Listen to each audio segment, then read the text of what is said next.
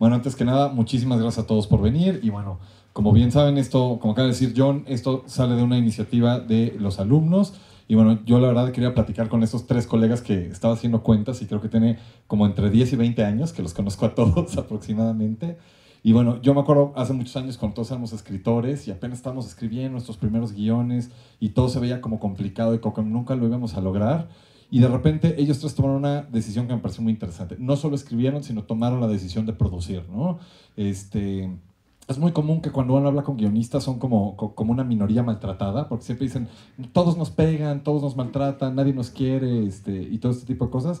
Y creo que si algo tienen estos tres colegas que conozco es gente que ha buscado defender sus historias, ha buscado defender sus visiones y tomaron esta decisión de producir, ¿no? Porque es muy fácil luego como que guionista decir, hablar pestes de los productores, pero creo que hasta que no te sientes a producir, no sabes realmente lo que es. Entonces, la primera pregunta que me gusta plantearles es, ustedes seguramente se habían planteado su vida como escritor y algo pasó que de repente dijeron, quiero producir. ¿Qué fue en el caso de cada uno de ustedes? Bueno, yo es muy chistoso porque yo acabo de producir Nudo Mixteco, no había producido antes, oficialmente y con crédito. Pero tanto en Nos Vemos Papá como en Tamara y la Catarina me involucré en la producción, creo más como directora que como guionista. Y la verdad es que creo que tanto como guionista como directora, cuando empiezas a descubrir lo que pasa en la producción, te queda más claro como el mecanismo. Además, voy a ser como bien franca, o sea, cuando produces, en Tamara era productora y acepté ir sin crédito, ¿no? O sea, fue un no te preocupes, todo va a ser como tú quieras, sin crédito y sin contrato, y pues no fue como yo quise.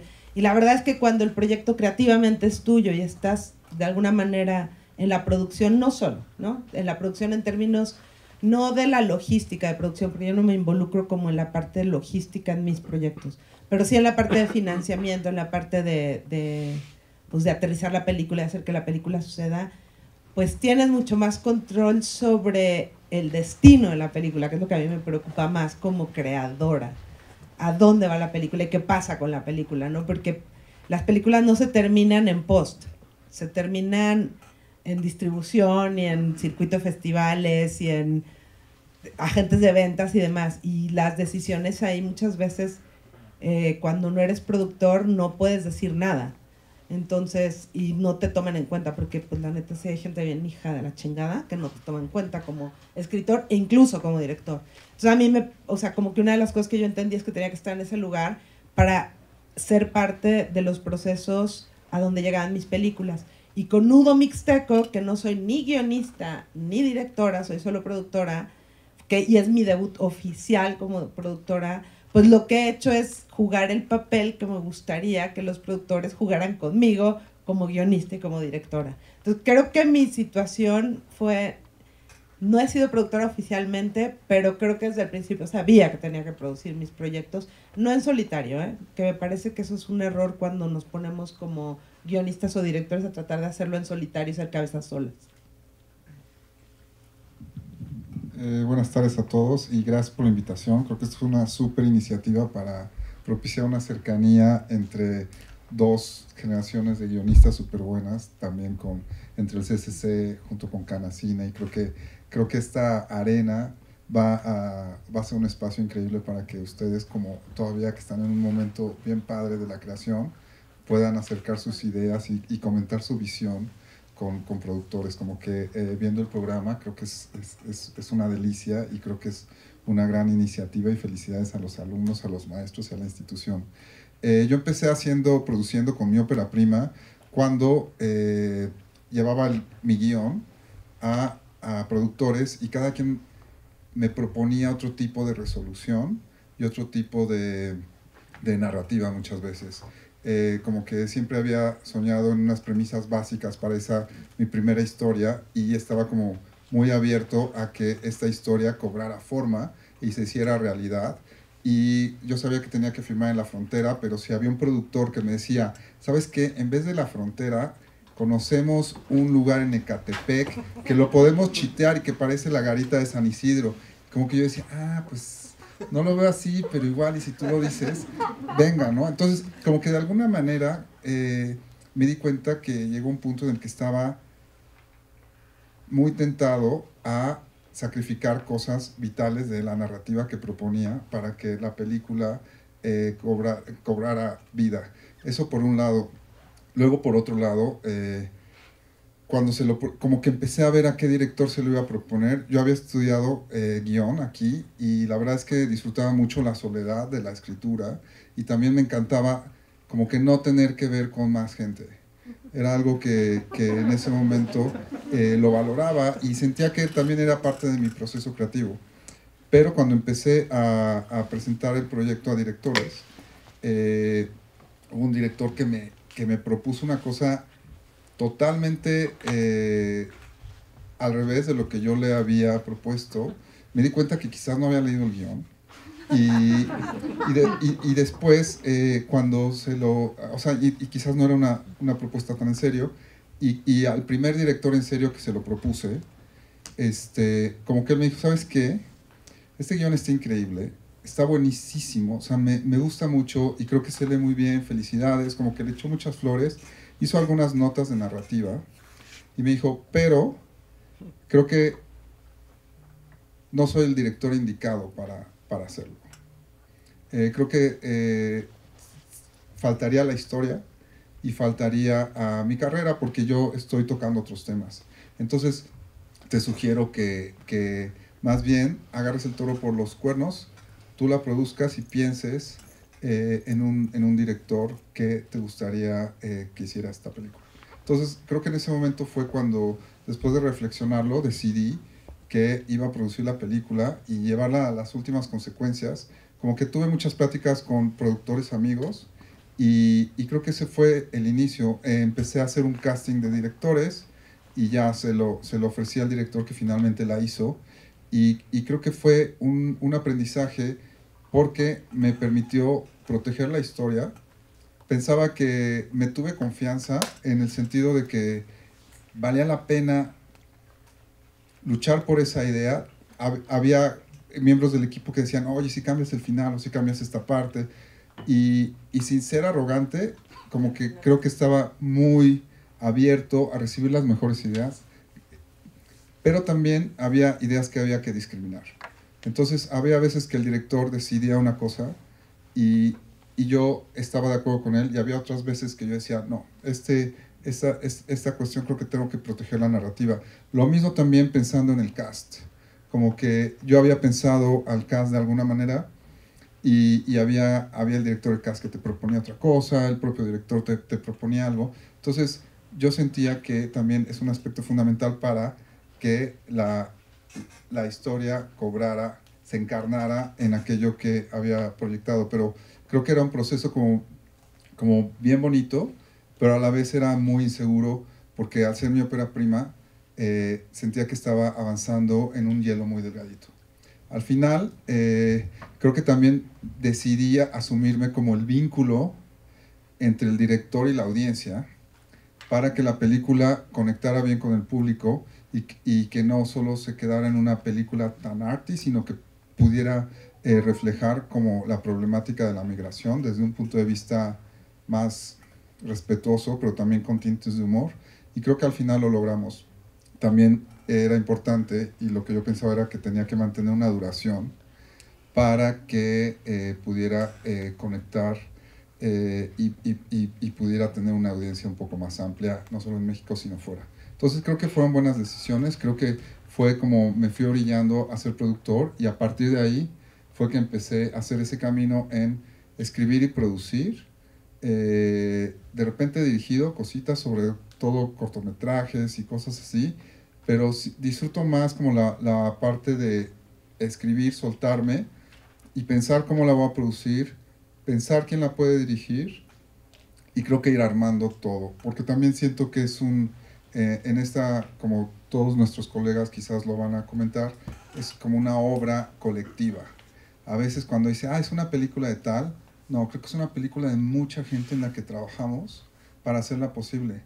Desde el guionista, y como dice Lucía, a veces los guionistas somos menospreciados, a veces no nos invitan a la fiesta del rap, ¿no? O sea, como Como que a veces hay cosas que ya que empieza la preproducción, el guionista es algo que podemos desechar, ¿no? Entonces, eso es muy fuerte. Y por ejemplo, yo cuando trabajo con guionistas, como que siempre trato de hacerlos parte del proceso, que se sientan parte del equipo y que podamos consultarlos y que podamos disfrutar con ellos y vivir el proceso creativo. No sé si eso aclara tu pregunta y bueno, seguimos comentando. David. Voy a aprender esta. Sí. Bueno, perfecto. Bueno, antes que nada, igual un placer estar aquí con ustedes. Muchas gracias por la invitación, Pato, a ustedes por estar acá acompañándonos. Coincido con Edgar, creo que estos espacios son fundamentales. Ahora sí que de pronto uno los ve y siente que no hace mucho estuvo ahí, ¿no? Y entonces, la verdad es bien bonito ahora poder estar de este lado. Y miren, en mi caso, también es una historia particular, ¿no? Porque yo empecé más trabajando en la producción. Yo empecé trabajando, como bien les dijeron, con Guillermo Arriaga, produciendo una película que para mí fue toda una experiencia, ¿no? De aprendizajes, sobre todo de lo que no se tenía que hacer, ¿no? Una película que lo hemos dicho muchas veces y abiertamente que no salió como esperábamos, que fue El Búfalo de la Noche, pero para mí fue como una gran tesis, ¿no? De lo que no se tenía que hacer desde la producción y en muchos otros aspectos, ¿no? Y bueno, yo empecé justamente más metido en el campo de la producción y de la planeación y de la organización, ¿no? Entonces ahí me empecé a dar cuenta de la importancia que tenía esta comunicación que era necesaria, ¿no? Entre la parte creativa y la parte de producción. Me tocó también, y bueno, seguramente a ustedes, ¿no? Estas generaciones de productores de se hace lo que yo digo, se hace como yo lo digo y se chinga todo el mundo, ¿no? Y creo que afortunadamente hoy en día estamos viviendo esta dinámica en donde hay nuevas generaciones de productores, nuevas generaciones de escritores que están buscando ser justamente, como decía Edgar, este vínculo, ¿no? Y esta amalgama entre la parte creativa, la parte de producción, la parte de dirección, ¿no? Entonces, yo empecé más por la parte de producción. Después, siempre me llamó la atención la parte del guión, ¿no? Y de la escritura. Y pues me clavé ahí durante muchísimos años. Y ya era una escritura que, a ver, ojo, cuando uno está más joven, quizá no piensa en la producción, ¿no? Y no piensa en los parámetros de producción y es yo voy a hacer mi obra y yo voy a hacer la película como que tiene que ser contada, y que no está mal, ¿no? O sea, no estoy diciendo que esté mal, pero de pronto cuando te enfrentas ya a una realidad, ahora a mí me ha tocado estar en el lado de la televisión, ¿no? Y ahí pues al contrario, nosotros escribimos pensando siempre en parámetros de producción, porque si no, no hay manera de cumplir las horas y las escenas que se tienen que filmar al día, ¿no? Desde una telenovela hasta una serie mega premium, ¿no? Entonces empiezas a escribir con otra mentalidad, ¿no? Que a mí me parece que ustedes que están también empezando en esto, pues tienen que tener esa visión, ¿no? O sea, cuando a mí estudiantes o jóvenes me preguntan qué hacer, ¿no? Para empezar el tema de la escritura, es métanse primero a la producción, o sea, por lo menos aprendan de producción, ¿no? Porque creo que sí es fundamental, desde mi punto de vista y como lo veo hoy en día, que los escritores que se quedaron como en esta cosa meramente creativa, pues les cuesta mucho más trabajo, ¿no? Entender ahora cómo se hacen las cosas, ¿no? Y bueno, entonces, después de tener esta experiencia ya más como escritor y sufrir lo que todos hemos sufrido, y Pato y yo acunamos un concepto que ahorita decían que es el guion zone, cuando no nos invitan a las fiestas, nos guionzonean completamente. Sí, no, completamente. Me ha tocado no hacer mucho, no voy a decir, ¿no? Pero sí, al principio el guionista te buscan todos los días. Oye, ¿cuándo entregas el nuevo tratamiento? Y te hablan bonito. Oye, no, es que vamos a seguir trabajando juntos. Entregas el guión, no te invitan al rodaje, te enteras por Instagram que ya están filmando. Pero bueno, y creo que un poco de eso es parte de lo que nosotros también queremos, pues, por eso producir las historias, ¿no? Ahora, yo creo que como bien dice, ¿no? Es un trabajo en equipo. Una de mis mayores recomendaciones siempre es trabajen con gente que comparta sus mismos gustos, ¿no? O sea, porque creo que se van a pasar muchos años en un solo proyecto y si no tienen la misma visión, si no comparten el mismo camino hacia donde quieren llevar la historia, pues la van a sufrir mucho, ¿no? Entonces, hay veces que uno, quizá ya con la experiencia, sabe a qué proyectos sí entrarle y a qué proyectos hay que decirles que no. Creo que también tenemos un mal, ¿no? en nuestro cine y en nuestra televisión, que es que decimos que sí a todo, ¿no? O sea, tenemos esta cosa de, híjole, y si no me vuelve a llegar otra chamba, y si no me vuelven a buscar, claro que te van a buscar, lo que pasa es que también tienes que aprender a decir que no. Si no te gusta el proyecto, si la estás sufriendo, creo que también tenemos que aprender a decir que no, y eso hace que los mismos productores también sepan, ¿no? O sea, porque si no es el típico que ahorita le llamo para un bomberazo y me va a decir que sí. Y yo creo que tenemos que empezar a eliminar eso, ¿no? O sea, yo creo que nuestro trabajo tiene que ser respetado desde los procesos y desde la forma que se concibe, porque eso es lo único que nos va a asegurar que por lo menos lleguemos pues con mayores herramientas a la filmación, a la producción, a la misma postproducción, ¿no? Entonces, pues bueno, eso creo que también es un poco conforme uno va haciendo su carrera, ¿no? Pero bueno, esa fue más mi camino, y ahora me toca estar en una posición muy particular, que es la de director de contenidos de una empresa, ¿no? Que es Sony, en donde justamente se combinan estas dos cosas que vine haciendo, ¿no? Que fue la parte de producción y la parte creativa. Entonces me meto a los cuartos de escritores, yo conformo los cuartos de escritores, es la parte que más disfruto, honestamente, pero bueno, también luego me tengo que voltear con la gente de producción a ver parámetros, porcentajes de la protagonista. Oye, David, ya tenemos a la protagonista en un 20% más de las escenas. ¿Qué hacemos? Puta, pues vamos a sacarla de un capítulo completo, ¿no? Y está ahí como si fuera un fantasma, solamente se habla de ella, pero no aparece, ¿no? Entonces, pensar en el tema de la producción, de los castings, dónde filmamos, etcétera, etcétera, ¿no? Entonces, la verdad es que lo disfruto mucho porque puedo combinar esas dos cosas, ¿no? A mí me gustaría, yo me acuerdo cuando yo también empecé produciendo un par de cosas, y sí, creo que aprendes mucho de escritura cuando produces. Yo me acuerdo que la primera chamba que tuve saliendo de la escuela fue en TV UNAM, y entonces era chistoso porque vamos a escribir una escena donde hay 2 personajes y una silla. No, está muy cara, no puede haber silla. Bueno, entonces ya 2 personajes. No, solo uno, ¿no? Y creo que es bien importante lo que acabas de decir, David. A mí me gustaría como que profundizáramos un poquito en lo que dices. Una vez que produces, ahora, ¿cómo te aproximas a la escritura? ¿Qué te cambia en tu manera de pensar? ¿Qué te cambia en tu manera de ver? No sé si quieres que empecemos ahora al revés. Sí, si quieres, un poco continúo con la idea. Mira, a mí definitivamente eso me cambió la forma de pensar en cómo escribir, ¿no? O sea, creo que primero está la historia, ¿no? O sea, yo creo que no debemos de dejar de lado lo que queremos contar, pero creo que sí tenemos que ser efectivos en cómo es la mejor manera de contarlo. ¿Por qué? Porque hay veces que a lo mejor no vamos a contar con un muy buen presupuesto y podemos tener la silla, pero hay veces que a lo mejor no está el presupuesto y no vamos a tener la silla, y la cosa es no bloquearnos, y la cosa es decir, sí lo puedo hacer de otra manera. Les voy a contar una historia muy personal y muy particular que tiene que ver con la última película que coescribí, que coproduje, que se llama No Man's Land. Aquí en México le pusieron un nombre horrible que se llama Límite de la Venganza. Pero, ¿qué pasó con esta película? Una película con un presupuesto bastante alto, ¿no? Desde que la concibimos, desde que la escribimos. Postulamos 3 veces para Eficine, por las razones que conocemos, a veces el guión, que si a veces el presupuesto, que si a veces sale un papel mal. No nos dieron el Eficine. Y para nosotros lo fácil hubiera sido, bueno, encajonamos esta película, hacemos una comedia romántica, seguramente el siguiente año podemos tener más opciones de obtener el recurso, ¿no? Y ahí fue en donde yo ahí todavía no era productor, yo ahí solamente había coescrito. Y platicando con los productores, el productor se llama Rob, le decía: Rob, vamos a levantar esta película. Pero ¿cómo la vamos a levantar? O sea, no es una película para Hollywood, no es una película que nos den Eficine. Dije, mira, busquemos por todos lados, buscamos en Colombia, buscamos en España, buscamos la manera en la que nosotros mismos podíamos hacer la película. Después de muchos ires y venires, nos dimos cuenta que podíamos juntar un cierto financiamiento de iniciativa privada, un financiamiento también del estado de Guanajuato, y obtuvimos un presupuesto que era muy inferior a como era el presupuesto original. Y eso que nos obligaba a cambiar un poco el guión.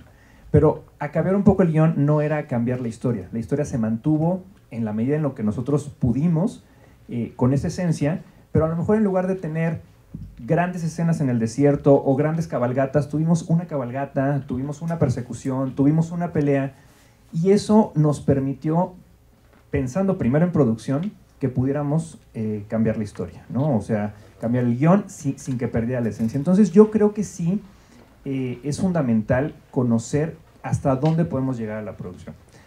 Otra cosa que creo que es fundamental es que nosotros como escritores aprendamos a conciliar y no a conceder.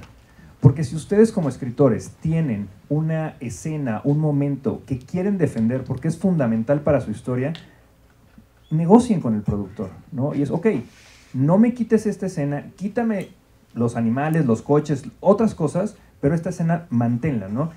Y para mí ese ha sido el gran aprendizaje de la escritura. Nunca peleen con los productores, más bien traten de conciliar y tampoco concedan ante todo, porque si les dicen te voy a quitar la silla y te voy a quitar los personajes, pues no hay historia, ¿no?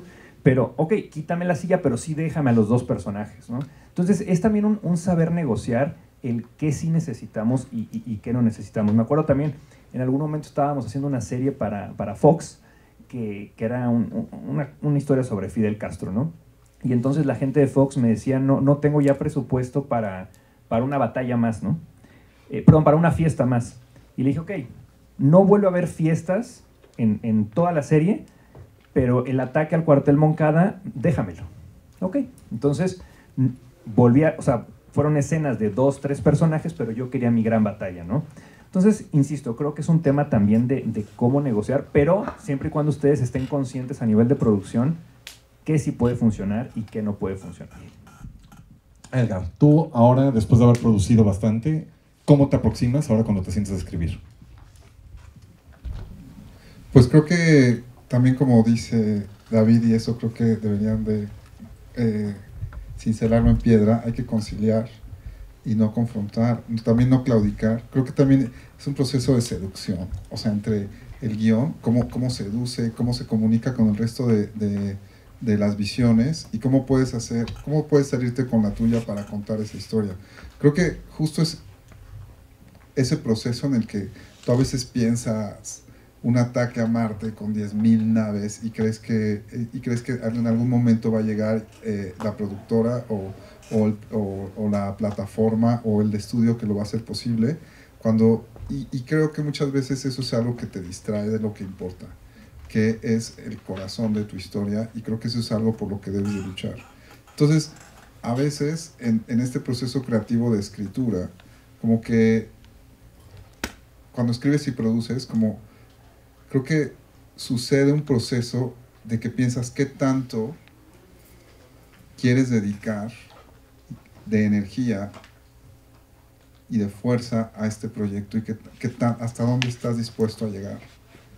Y hay veces que dices, ok, yo creo que esta historia la puedo contar de una manera mucho más minimalista, sin que se pierda el sentido y que se cuente igualmente bien, sin tener que recurrir a demasiados recursos. O hay veces que piensas que la forma es fondo y necesitas todos esos recursos para que se cuente de esa manera. Creo que son dos tipos de escritura que vale la pena pensarlo y vale la pena como que luchar e involucrarte y llevarlo hasta las últimas consecuencias que tú decidas. Y porque también muchas veces cuando más sólida es tu historia y no necesite tanto aditamentos y tantos cosas alternas, quizás tu factibilidad y las posibilidades de que esa historia se cuente y llegue a una pantalla va a tener más posibilidades de existir. Y también creo que va a ser más fácil que el corazón de la historia conecte con tu audiencia. Creo que me lié un poco en la explicación, pero creo que sí es como repensar desde la producción, desde la escritura. Por ejemplo, yo ahorita estoy trabajando en una escritura que es como mucho más pequeña y creo que la puedo contar pensándola y también como calculando los días de rodaje, lo que necesito. Creo que es una historia minimal, pero siento que es fundamental que tenga derechos musicales, que tenga recursos, porque hay canciones esenciales en esta historia. Entonces, como que a veces empiezo a pensar, digo, ok, puedo sacrificar estas cosas, a lo mejor no hace falta tener tanto y prefiero que cuando llegue el momento podamos canalizar más recursos en las licencias para esta música. Entonces, creo que altera ese proceso de escritura, de alguna manera lo contamina, porque quizás, como David bien menciona, como que es difícil abstraerte de eso, y cuando estás armando cuartos de escritores y cuando estás en colaboración con más personas, pues sí, eso toda esa idea, presupuesto, locaciones, talento, sí termina por contaminarlo, pero también es parte del proceso creativo y creo que se vuelve como bastante divertido. Bueno, yo obviamente sí te afecta cuando ya sabes de producción. Yo sí soy de la idea de que hay que escribir primero tratando de quitarte eso y escribir con toda la libertad del mundo, pero lo que sí empieza a pasar es que te das cuenta que a veces los caprichos que tienes como escritor, no, que son caprichos, ¿no? Así de, y está lloviendo, ¿no?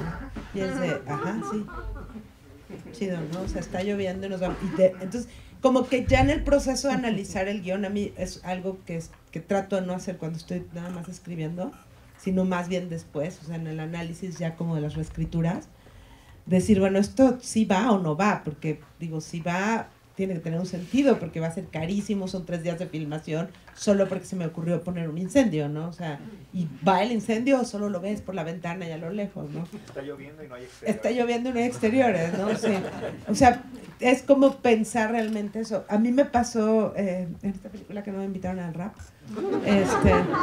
literal, no me invitaron al rap, y fue reciente.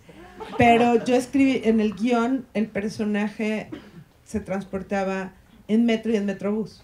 Y era distinto cuando se transportaban, y estaba muy pensado, ¿por qué no? Entonces llegué con el productor, y el productor me así de, neta, Lucía, metro y metrobús, o sea, de verdad. Y yo, no, pero a ver, entiende, es que en el metro es así. No sé si al final lo filmaron en las dos, o sea, sé que sí filmaron en el metro, no sé si en el metrobús, porque tampoco me invitaron al rodaje. Pero creo que, o sea, como escritor o sea, como escritor cuando alguien más va a producir, yo no pienso, la verdad, o sea, sí como que digo, me suelto y salvo los caprichos. Y cuando son proyectos para mí, que sé que más bien los voy a dirigir, aunque sea productora, pues sí lo pienso, pero no tanto. O sea, creo que siempre va por el lado de lo que decían ellos, o sea, hay que defender hasta las últimas consecuencias las ideas, ¿no? Y las cosas que tienen sentido. Y obviamente conciliar y claudicar en los caprichos, porque todos tenemos caprichos en los guiones, ¿no? Entonces, pues eso, sí te cambia, porque sí sabes lo que cuestan las cosas, ¿no? O sea, la verdad es que a mí me hubieras dicho, cuando escribí Nos vemos, papá, poner lluvia, yo hubiera dicho, pues pongo lluvia, ¿cuál es el pedo, no? Y ahorita es poner lluvia, a ver, de verdad, voy a poner lluvia, o sea, me quiero meter en ese lío como productora, como directora, ¿no? De tener lluvia solo porque, pues está bonito que llueva, ¿no? O sea, creo que es donde empiezas como a cambiar el pensamiento.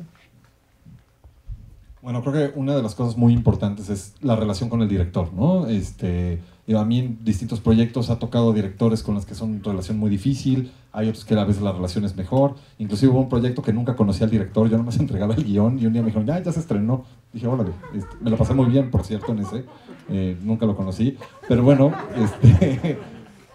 yo lo que quería que nos platicaran un poco es cómo cambia la relación con el director cuando produces.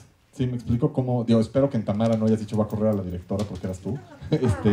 Pero bueno, en el caso, por ejemplo, en Nudo Mixteco con Ángeles, ¿cómo cambia la relación? Y si tú le podías hacer notas del guión y toda la cosa. Edgar, a mí me gusta que tú nos platiques, tú que has trabajado con muchos directores, con Jorge Michel, con Isaac Esban, ¿cómo son tus relaciones con directores? Y por ejemplo, tú que has trabajado con Los Alin o con el Teacher Arriaga, ¿cómo es la relación con él? ¿Va? Bueno, Tamara no soy productora oficialmente, entonces no me podía haber corrido yo a mí misma. La primera película en la que soy productora, directora y escritora es puesto en una película que acabo de filmar. Y no me corrí. Todavía. No me corrí, no me merezco ser corrida.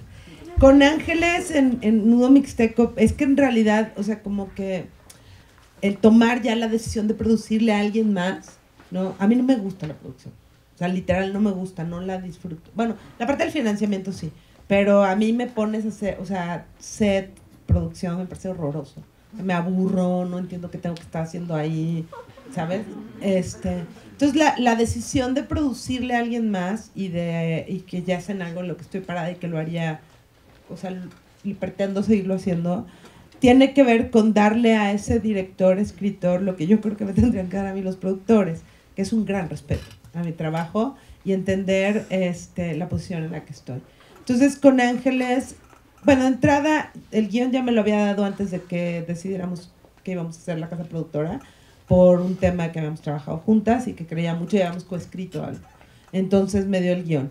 Y sí creo que como, pues por la posición que tengo como guionista, sí era como muy importante para Ángeles que yo estuviera como de acuerdo con el guión y que le diera notas y demás, ¿no? Entonces, en ese sentido, creo que como productor, si el guión no es tuyo, pero eres guionista, como el caso de Edgar o de David, tienes pues la gran ventaja de que el guionista, director, por ejemplo, se puede recargar un poco en ti y tienes como la posibilidad de ayudarlo. O sea, porque hay otro problema, que los productores, y lo sabemos, no saben leer guiones. O sea, los leen y dices, neta, ¿qué leíste, hermano? Porque, o sea, ese no es el guión que yo escribí, ¿no? Si los leen, porque yo tengo por ahí una personilla que escribo guiones y no los lee, ¿no? Y los produce sin leerlos y es como, ¿no? Entonces, creo que es una gran ventaja, por ejemplo, ser un productor, no de tu guión, ser guionista. Me hice bolas, pero bueno, algo así. Pues creo que es como un proceso, o sea, de que en realidad cuando trabajas con un director se vuelve un matrimonio en el que en el mejor de los casos vas a tener una hija con él, entonces va a ser una relación al infinito. Y como a tu pareja, o sea, la tienes que elegir súper bien. O sea, porque ¿con quién quieres que tu hija crezca? ¿Con un fanfarrón? O sea, o con un mentiroso, o con alguien, no, o sea, más bien quieres crecer, o sea, quieres tener esa hija con alguien que admires y que respetes, y que sepas que también va a haber en tu hija algunas cosas que tú ves en ella, y que también va a haber otras cosas que tú no ves en ella. Entonces creo que es como una relación que en el mejor de los casos puede ser muy buena, y en el peor de los casos puede ser horrible como un divorcio, y que puede ser como muy triste, y con la hija en medio. Entonces creo que es como una decisión importantísima, es una decisión de vida, y por eso tiene tanta relevancia, y por eso creo que tienes que escuchar a tu corazón, a tu instinto, y también escuchar a tu hija en estado embrionario, como es un guión, leerlo juntos, o sea, sopesarlo, ver esa persona que está leyendo en tu guión, saber si se emociona igual que tú, y saber si hacia dónde quiere llegar con esa historia. Porque también si esa persona está leyendo lo mismo y se está emocionando, y cuando llega a ciertas partes le brillan los ojos, que tú sabes que ese diálogo para ti es fundamental, y esa construcción dramática y ese final, como que te da esperanza, y entonces descubres que a lo mejor puedes llegar, como en un matrimonio, a generar algo mucho más bonito, y eso lo vas a proyectar como al resto y a tu audiencia, ¿no? Entonces, creo que sí tiene que ser una decisión como clave. Y también, en mi caso, como productor, yo pienso en la audiencia, porque yo aspiro a que las películas lleguen al mayor número posible de personas, porque también hacer cine es tan complicado, es tan fuerte, o sea, implica tantas cosas que tienen que salir bien. Es mucho más posible que una película salga mal a que salga bien. Entonces, creo que es importante pensar en esa audiencia a la que va a llegar, cómo la va a ver, y creo que cada pequeña decisión, desde el vestuario, el arte, el cast, cómo creas y cómo haces la puesta en escena, y creo que ahí es donde siento que ser guionista y productor te da una legitimidad para, como showrunner, y quizás David nos puede comentar también un poco más de eso, tienes esa legitimidad para decir, no, pues creo que esto no funciona. Creo que de repente si tienes menos dinero y tienes que recortar el plan de trabajo, es dónde voy a quitar páginas. Hay ciertas cosas que no se pueden ir, pero hay otras cosas que sí. Entonces, creo que con esa legitimidad y con esa visión, tú sabes que de repente puedes alterar espacios del guión para darle factibilidad, para que quede mejor. Y también, si de repente en rodaje surge algún problema, creo que también tienes la legitimidad para tomar decisiones y decir, ok, mañana no tenemos esta actriz porque hubo un accidente, pero podemos cambiar esto, o quitamos esta escena porque nos va a costar muy caro después replantearlo. Entonces, creo que te da una visión como de 360, que es lo más importante de contar, y cómo puedes operar en caso de cualquier emergencia. Eso en rodaje. Y luego en edición, como que también tienes esta visión 360, tú sabes qué fue lo que salió mejor. O sea, yo como guionista, o sea, tengo este morbo de al final del día ver lo que se filmó. O sea, estoy en el set, pero luego ya también quiero verlo cómo se hizo y cómo lo siento y cómo lo voy editando en mi cabeza. Y para que cuando llego a la edición, obviamente está el editor, está el director, pero yo siempre tengo en mente cómo pienso esa película. Y es un diálogo que se establece con tu pareja creativa para decir, ok, siento que aquí podemos recortar un poco, esa escena quizás no nos quedó tan bien, ese día pasó algo y no vibramos todo el crew lo bien que debimos de haber vibrado, entonces a lo mejor esa escena no está tan bien. Entonces tú, con esa visión, puedes ir fortaleciendo para que en tu edición quede lo mejor posible. Y luego ya, además de la edición, tú tienes esta visión para saber, pensando cuál es tu audiencia a la que quieres llegar, a qué festival estás pensando, o no estás pensando en festival, a lo mejor estás pensando en una audiencia muy comercial y estás pensando en un modelo de negocio clarísimo y te da igual los festivales, pero quieres que tenga 40 millones de espectadores tu película. Entonces, creo que esa es la relación que se establece con el director o directora, y creo que al final, si todo sale como debió de haber salido, cumples esa función y puedes estar orgulloso de la obra que has creado junto con esa pareja creativa que has elegido. Mira, yo coincido mucho con algo de lo que dice Edgar, que es los proyectos te llevan muchos años, ¿no? Entonces creo que es fundamental escoger esos años con quién lo vas a pasar, ¿no?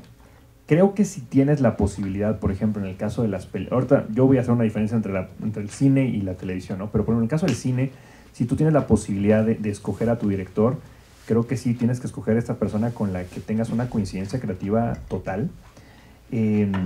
A mí, por ejemplo, la verdad es que cuando tengo estas primeras reuniones con directores para películas, nuestras dos primeras pláticas, o cuando nos vamos a comer o a tomar un café, no hablamos de la película, o sea, porque creo que no es el objetivo. O sea, yo primero lo quiero conocer y platicamos cuál es su película favorita, o qué música le gusta, o qué le gusta hacer, porque si tenemos coincidencias creativas o coincidencias en la vida, es más factible que tengas una coincidencia ya en la película.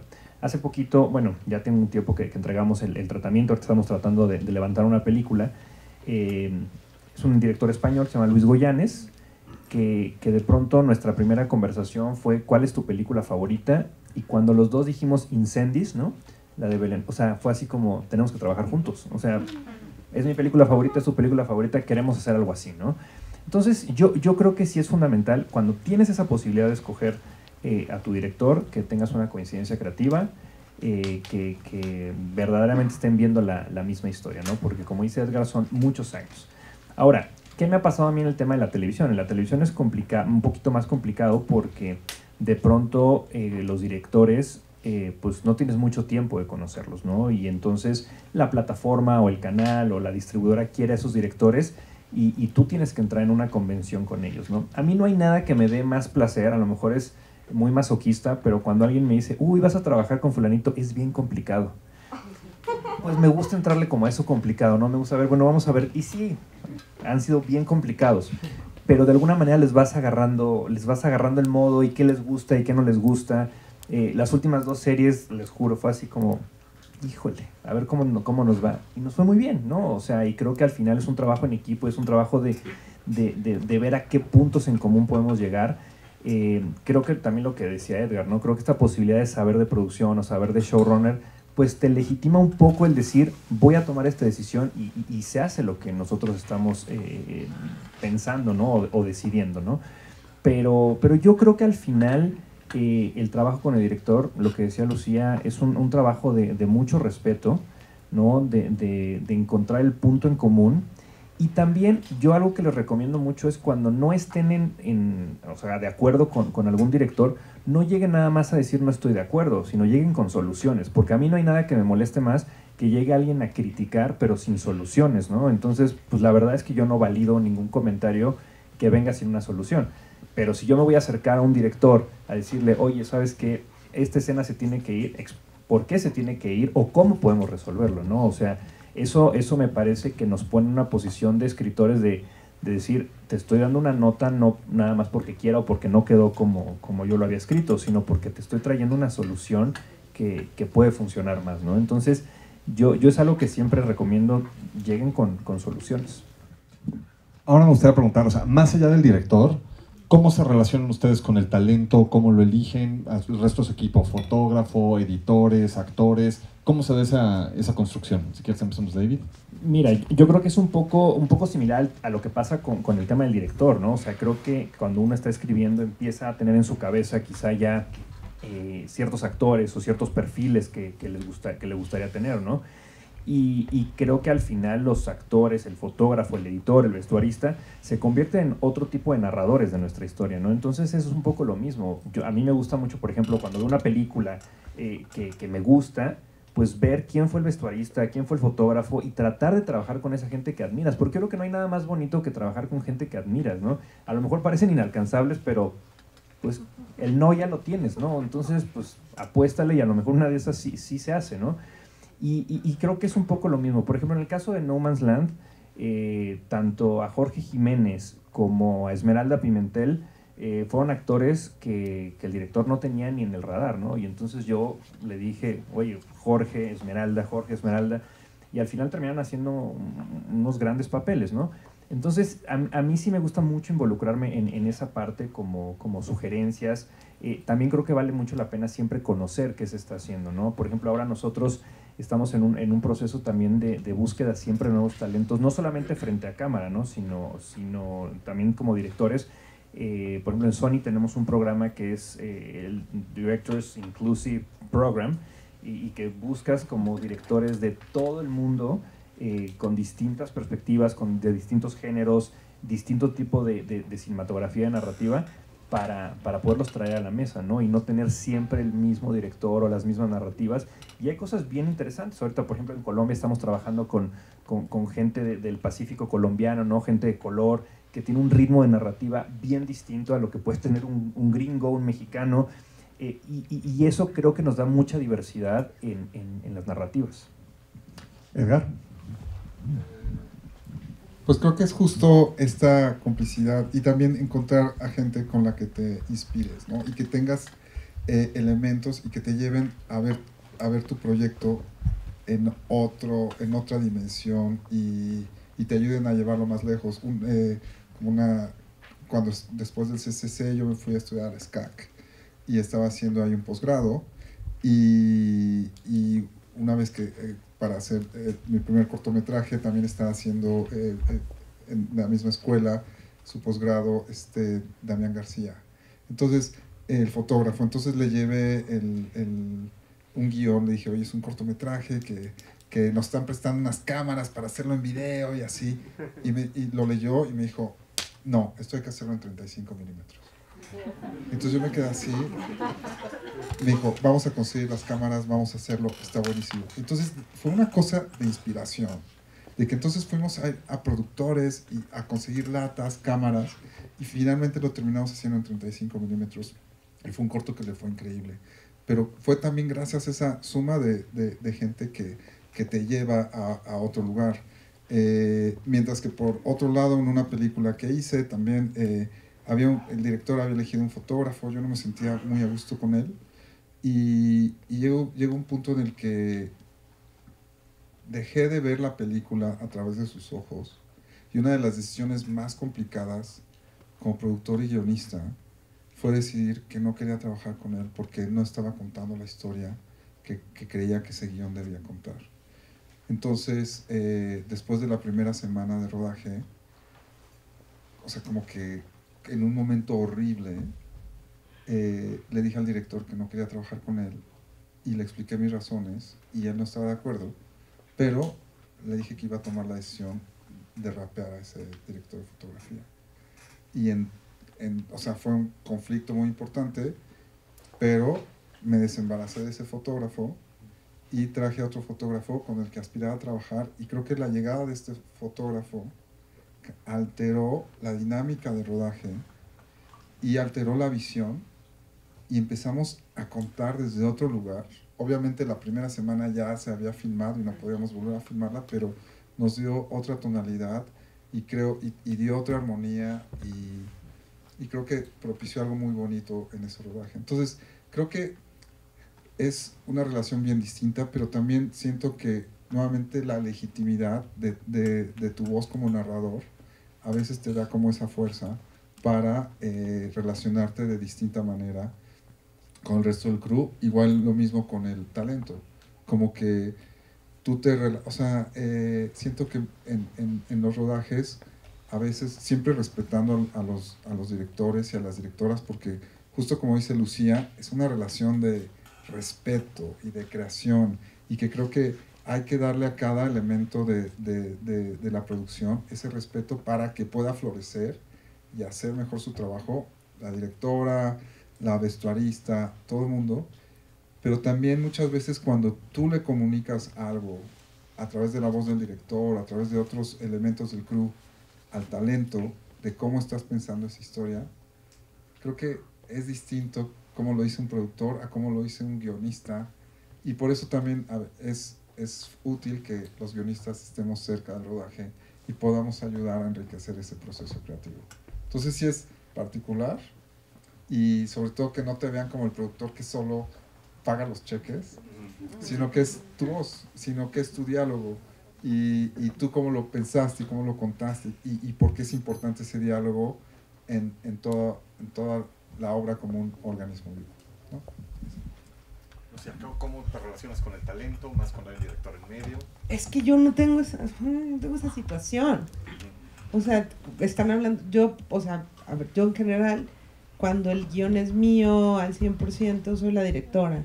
Entonces, pues mi relación con las cabezas de área y con el talento, pues es como directora y guionista. O sea, nunca he producido un guión mío que yo no haya dirigido.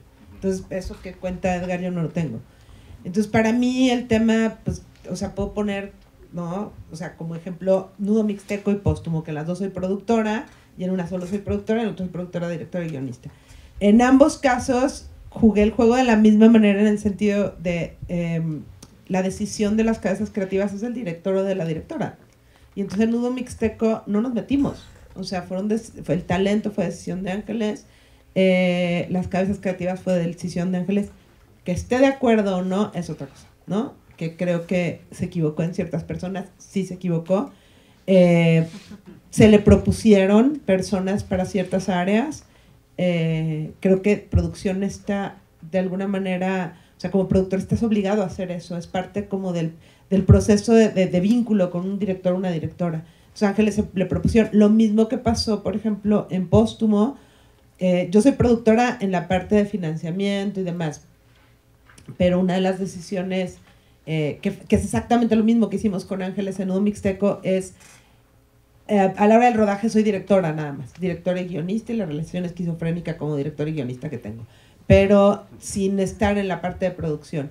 Y las cabezas creativas son una decisión mía, y en Póstumo yo lo que hice fue realmente tener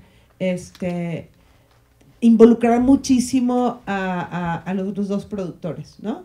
Porque necesitaba eso, o sea, como que lo que yo hice con Ángeles no lo había tenido, y entonces traté de hacerlo, o sea, todos los castings estuvieron los otros dos productores, en plan, la decisión es mía, pero quiero compartirla con ustedes, y fue muy bonito, porque por primera vez hice una película en donde me sentí que producción y yo estábamos jugando el mismo juego, que no me había, bueno, o sea, como directora, ¿no? Con Ángeles eso es lo que hicimos, entonces creo que, o sea, la decisión pues tiene que ser de los directores y las directoras, creo yo, de los creativos.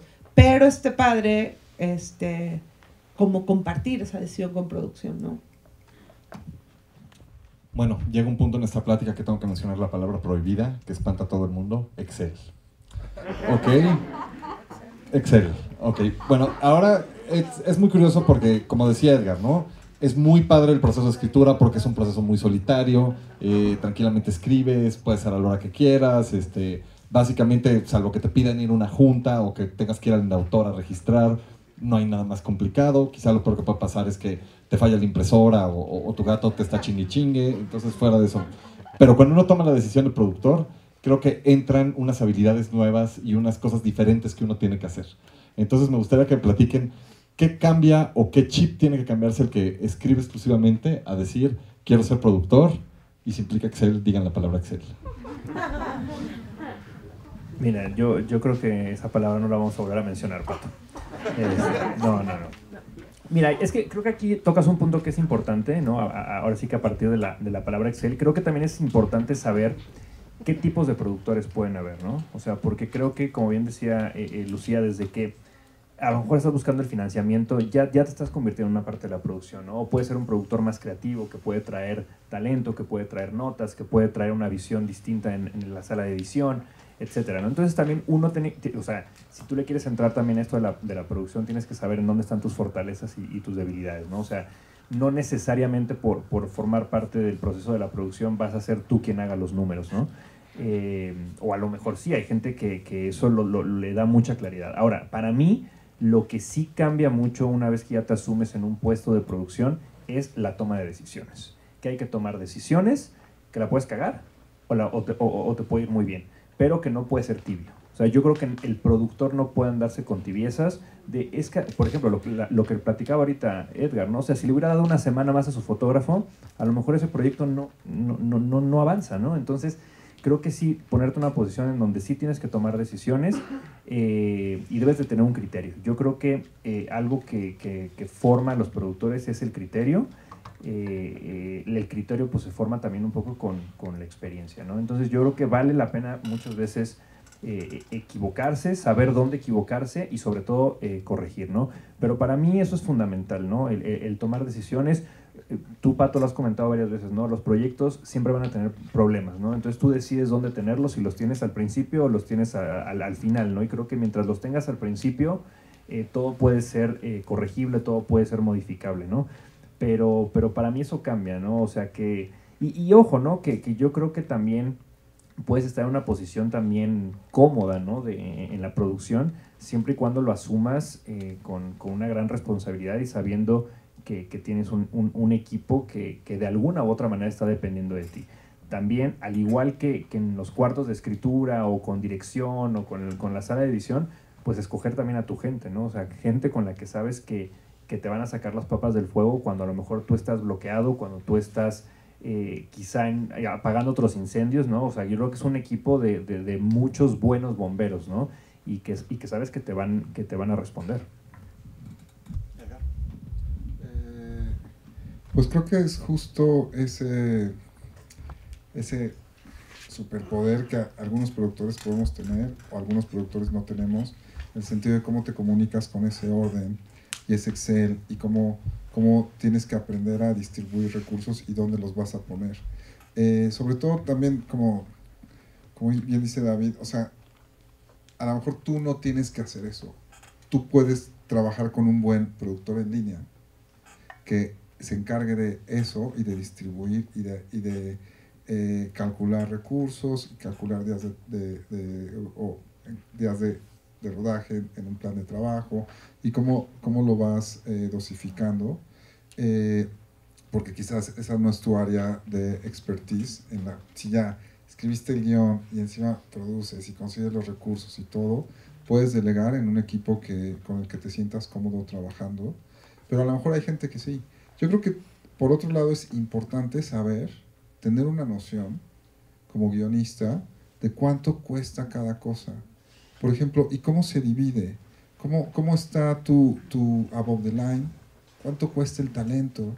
¿No? O sea, a lo mejor tú quieres trabajar con Joaquín Cosío y tú piensas en él como actor cuando tú estás escribiendo los diálogos de tu película. Y entonces, también como dice Lucía, a lo mejor es un capricho porque a ti te encanta Joaquín Cosío, pero a lo mejor hay otros muy buenos actores que lo pueden hacer. Y entonces tú tienes que tener una idea de cuánto cuesta por semana un actor de ese talento. Y luego también dándole la vuelta hasta el punto final, quizás tienes una visión más comercial. Y no solo lo piensas por el diálogo que lo estás escribiendo, sino porque tú sabes que el Cochiloco representa en pantalla, en boletos vendidos, representa quizás 3 millones en un estreno teatral. Entonces tienes como una visión más 360 y dices, ok, no es un capricho. Cuando vayas al estudio a venderle tu guión, cuando vayas con el señor y le digas, oiga, aquí está mi proyecto, exactamente, ¿no? O sea, entonces vas a decir, ya se lo di a Joaquín Cosío, le encantó, y ese diálogo le resuena, entonces tiene más valor la película.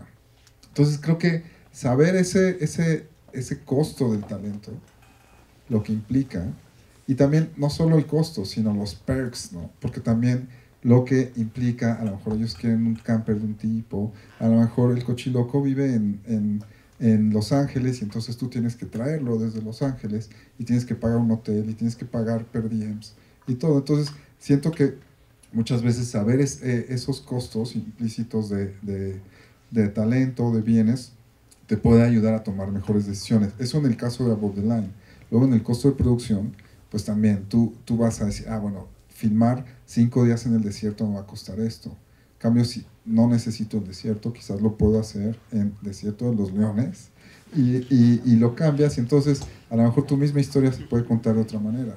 Eso en términos de rodaje. A lo mejor tú piensas que tiene que ser una historia de época y no, a lo mejor lo puedes hacer en una historia contemporánea y te estás ahorrando muchas cosas. Entonces, siento que conocer esos Excel y cuál es el costo de una producción te puede también aterrizar en ciertas cosas, pero a lo mejor no, o sea, igual lo que estoy diciendo es basura y ustedes escriban y sueñen con las 3000 naves en Marte y a lo mejor vas a llegar a ser el próximo Avatar y entonces va a ser una cosa increíble. O sea, como que también hay que de repente dejarse llevar o no, porque también ya en postproducción entrando es saber cuánto cuestan el costo de efectos especiales. Ahorita que estamos produciendo esta nueva película y que ya, o sea, que tenemos fecha de estreno y todo avanza así, que llega la cuenta de efectos especiales, es así, te da un insomnio terrible, pero que lo vale y es también muy emocionante. Pero siento que tener ese conocimiento a veces te puede ayudar, aunque es importante que ese conocimiento no vaya a ser un lastre en tu proceso creativo y que puedas desencadenar todo lo que necesitas para crear. Bueno, yo no he producido sola, ¿no? Así, entonces, la verdad es que yo nunca he tenido que enfrentarme sola a un Excel, ¿no? Debo reconocer que yo no sabía usar Excel, ¿eh? O sea, entonces, desde que empecé a producir, mi socia Lolo Bandó, la verdad es que me ha enseñado mucho, y he aprendido mucho, ya puedo hacer sumas y restas y... pero como dicen ellos, es que siempre hay alguien que lo puede hacer, ¿no? O sea, no necesitas tú como productor hacerlo. Esa es la parte, o sea, yo no produzco como por eso. Sí sé leer un presupuesto y lo sé leer desde mucho antes. Creo que es importante para saber lo que cuestan las cosas. Creo que es importante porque los presupuestos son muy reveladores en términos de los procesos. O sea, los presupuestos te hacen entender los procesos, porque ahí ves realmente lo que pasa, por ejemplo, en postproducción, ¿no? O sea, como que como está todo separado, entiendes mucho más como cuáles son los procesos, que creo que es muy bueno para un guionista, más allá de que produzcan o no, saber leer un presupuesto y poder entender bien como los procesos por los cuales va a pasar una película. Porque otra vez, el guionista luego se queda, ni siquiera lo invitan al rodaje, ¿no? Ay, se me fue la idea. Pero bueno, o sea, a mí la verdad es que... ¿sabes? También es bueno conocer los presupuestos. Si te invitan de evaluador a Focine o a Eficine, que puedas revisar presupuestos y entender qué carajos estás viendo. Y entender que de verdad hay gente que no sabe presupuestar, ¿no? Entonces, pero creo que ese es lo de menos. A mí, por ejemplo, en términos de producción, a mí me gusta mucho pensar en las estrategias de financiamiento, en las estrategias de la película en términos globales, ¿no? O sea, ¿qué va a pasar con la película desde el momento en que empezamos a desarrollarla? Y todo, me encanta hacer rutas críticas, eso sí me encanta, y no las hago en Excel, obviamente, ¿no? Creo que, o sea, que la producción no son números, pues, ¿no? O sea, de verdad, o sea, es que hay gente que le encanta, o sea, de verdad, mi socia Lola Obando puede estar horas sentada enfrente del Excel y yo digo, de verdad, hermana, o sea, no, y la otra así de, me falta un centavo. Y encuentran el error. Y encuentran el error y tú dices, ¿cómo carajos encontraste el centavo perdido? No, y tú así, pues ponle un cero y ya. Yo lo pongo. Sí, así. Y a mí me pasó con ella un día que fue muy bonito, porque un día estaba la otra desesperada por 7 centavos y los encontré yo. Y dije, no mames, encontré 7 centavos en un Excel.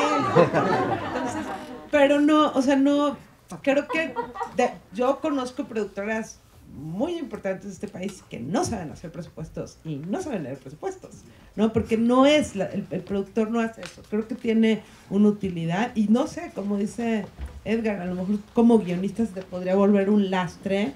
O sea, yo de verdad sí logro separar, cuando estoy escribiendo no me acuerdo los numeritos del Excel, ¿eh? O sea, eso sí no. Pero podría ser que se vuelva un lastre, no lo sé. Y bueno, ya hablamos de como el factor administrativo, ¿no? De la película. Y hay otra cosa que gustaría retomar, que lo dijo Lucía. Hubo un cuate que fue maestro mío, que recuerdo que es guionista y se pasó a la dirección, se juntó con un productor, filmaron la película, les quedó muy mal, tenían muchos problemas, no la andaban terminando, y mi cine estaba furioso, y de repente el productor le dijo, mira, la chamba del productor es que la película se filme, no que se termine ni que se proyecte. Y agarró y lo dejó botado, ¿ok? Pero bueno, entonces me quedé pensando mucho lo que dijiste ahorita, que pensamos que la película a lo mejor se acaba cuando terminaste de filmar o cuando terminaste de postproducir, y creo que no. De hecho, todavía falta como muchísimo, ¿no? Entonces me gustaría que en su experiencia, ¿qué sigue o qué debería saber un guionista en términos como de venta, de mercadotecnia, como qué sigue después de que ya se filmó, ya se postprodujo? Bueno, Edgar lo dijo hace rato, o sea, el matrimonio o sea, es una hija, es para toda la vida, ¿no? ¿Qué sigue? Depende del tipo de película, ¿no? Y depende desde dónde se esté produciendo. En mi caso, pues como básicamente todo lo que hago es de corte autoral, tanto como escritora, como directora y como productora, normalmente lo que sigue es tratar de encontrar una estrategia para llegar a festivales. Entonces creo que, por ejemplo, como guionistas, para mí, no sé qué opinan ustedes, pero es importante en ese rubro entender qué es un agente de ventas, para qué funciona un agente de ventas, cuáles son los agentes de ventas relevantes, los perfiles de los agentes de ventas, entender los mercados, entender todo ese tipo de espacios. Si voy a ser guionista, voy a producir, necesito saber eso, ¿no? Porque para este tipo de películas, ¿no? Entender, hay un gran error en el mundo que es, inscribo mi película a Cannes, yo solito, y creo que va a quedar, y pues eso no sucede, hermanos, jamás, ¿no? Las películas no las escribimos solitos, ¿no? O sea, las películas vienen apadrinadas, imagínense que entran 8,000 películas a Cannes y yo no creo que vean todas, ¿no? O sea, las películas vienen con una serie de cuestiones que son estratégicas para que se vean, ¿no? Y para que lleguen. Lo mismo a Berlín, o sea, para ese tipo de cosas. Pero bueno, independientemente de que no lleguemos a esos festivales y vayamos a un circuito más pequeño, o sea, empezando en un festival B o algo así, también es importante saber cómo, cuáles, o sea, si mi película es una película, veníamos justo, Edgar iba hablando de la película que está terminando, ¿no? O sea, que al final de cuentas, Sitges, ¿no? Es un festival como fundamental para ese tipo de películas, o sea, entender cuál es el circuito de películas de género, cuáles son los festivales importantes, y entender qué posibilidades tienes en el camino, cómo encontrar un agente de ventas, ¿no? Cuáles son los espacios de work in progress que puedes utilizar, que a veces ni siquiera se les ocurre, ¿no? O sea, a mí me aterra, perdón, que se gastan su dinero en hacer una película y la película no pasa a ningún lado, porque es autoral, pero no supieron cómo manejarla o bla, bla, bla, ¿no? Entonces creo que es importante como creadores y como guionistas entender eso, ¿no? Que es una cosa que es de productor, en realidad es una cosa de productor. Y luego, pues, qué pasa a nivel nacional, ¿no? Cómo distribuir una película. Y yo, por ejemplo, ahí sí me he involucrado desde mi primera película en eso, ¿no? Es más, desde Año Bisiesto yo estuve muy cercano al proceso. Y entendí que tenía que ser productora de mis películas, no solo para estar cercana al proceso, sino para tener injerencia en las decisiones de eso, ¿no? Pero bueno, estoy hablando del cine autoral, ojo, no del cine... O sea, el cine que tiene como primer circuito los festivales, ¿no? Y recomendación, no debuten películas en México, debútenlas internacional y luego en México. Es un súper error, ¿no? O sea, hay como un tema ahí en las cabecitas nacionales que si debutas primero aquí y luego internacional tienen derecho a destruir la película. Entonces mejor debutar internacional, aunque sea en un festival más pequeño, antes de debutar la película en México. Eso es tip por experiencia. No sé qué piensan ustedes de eso.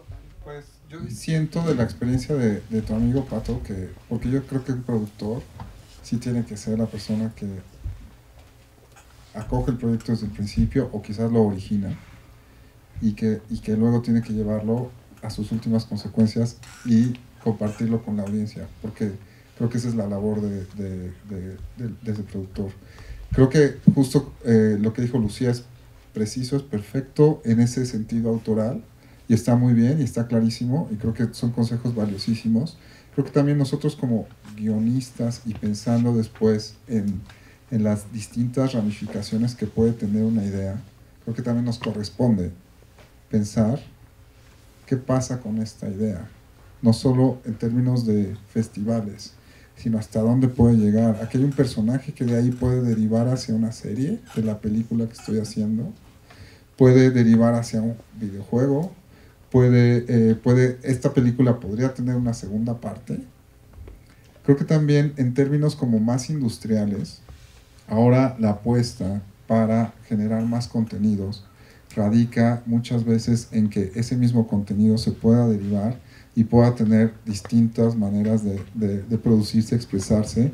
A lo mejor tú eres un clavado de un cierto tipo de cine y sabes que en Asia esta narrativa les interesa y tú estás pensando que a lo mejor puede haber un remake de esa idea que tú tuviste haciéndola en Asia o quizás en Turquía, ¿sabes? O sea, como les ocurrió a ustedes en Los Nobles, ¿no? Que Los Nobles es una película que tuvo 8 remakes o no sé cuántos remakes en muchas, en otras culturas, algunos más afortunados que otros. Quizás su película original fue la mejor de todas, pero también creo que se vale de repente pensar y decir, ok, podemos ir a otros lados y podemos llevarlo, darle esta vuelta y creo que también esos son valores que como creadores cuando presentamos el proyecto decimos, oye, creo que esta peli está increíble, pero luego si le hacemos esto puede derivar hacia esta serie que puede funcionar de otra manera. Entonces siento que ahí nuestra tarea como creadores cobra otra relevancia, cobra otra dimensión y también es un valor agregado que a las plataformas y a los estudios también les puede interesar que nosotros tengamos esa visión más 360 de los proyectos que estamos engendrando. David, y me gustaría que también platiques en la televisión qué debería verse por ese lado. Mira, aquí hay un punto que me parece primero importante, que es qué debemos de saber, ¿no? ¿Cuál es el camino que va a tener nuestra película? La tendríamos que ir planeando desde que la estamos concibiendo, ¿no? O sea, yo creo que no es un tema de estreno y luego a ver por dónde la muevo, sino más bien, yo creo que parte de nuestra planeación estratégica, de nuestro plan de negocios, es decir, yo puedo llevar esta película a ciertos festivales o a ciertos circuitos o a donde sea, ¿no? Porque, a ver, al final de cuentas, para mí, no sé si para el resto, pero nosotros en el trabajo, pues, obviamente queremos que nos llegue un cheque de regalías de otros lados, ¿no? Entonces, también es parte de nosotros, como productores, ¿no? Si estamos involucrados en ese proceso, ver de qué manera la película puede estrenar en otros lados, ¿no? O sea, para mí, la película no muere con un estreno en un país, sino más bien todo el camino y todo el recorrido que va llevando, ¿no? Nosotros, bueno, Pato, tú sabes bien la historia del Búfalo, ¿no? Que de pronto, cuando se estrenó en Theatrical, pues nos fue terrible en Theatrical, y la idea era, pues ya perdimos con esta película, y de pronto todavía existía Blockbuster.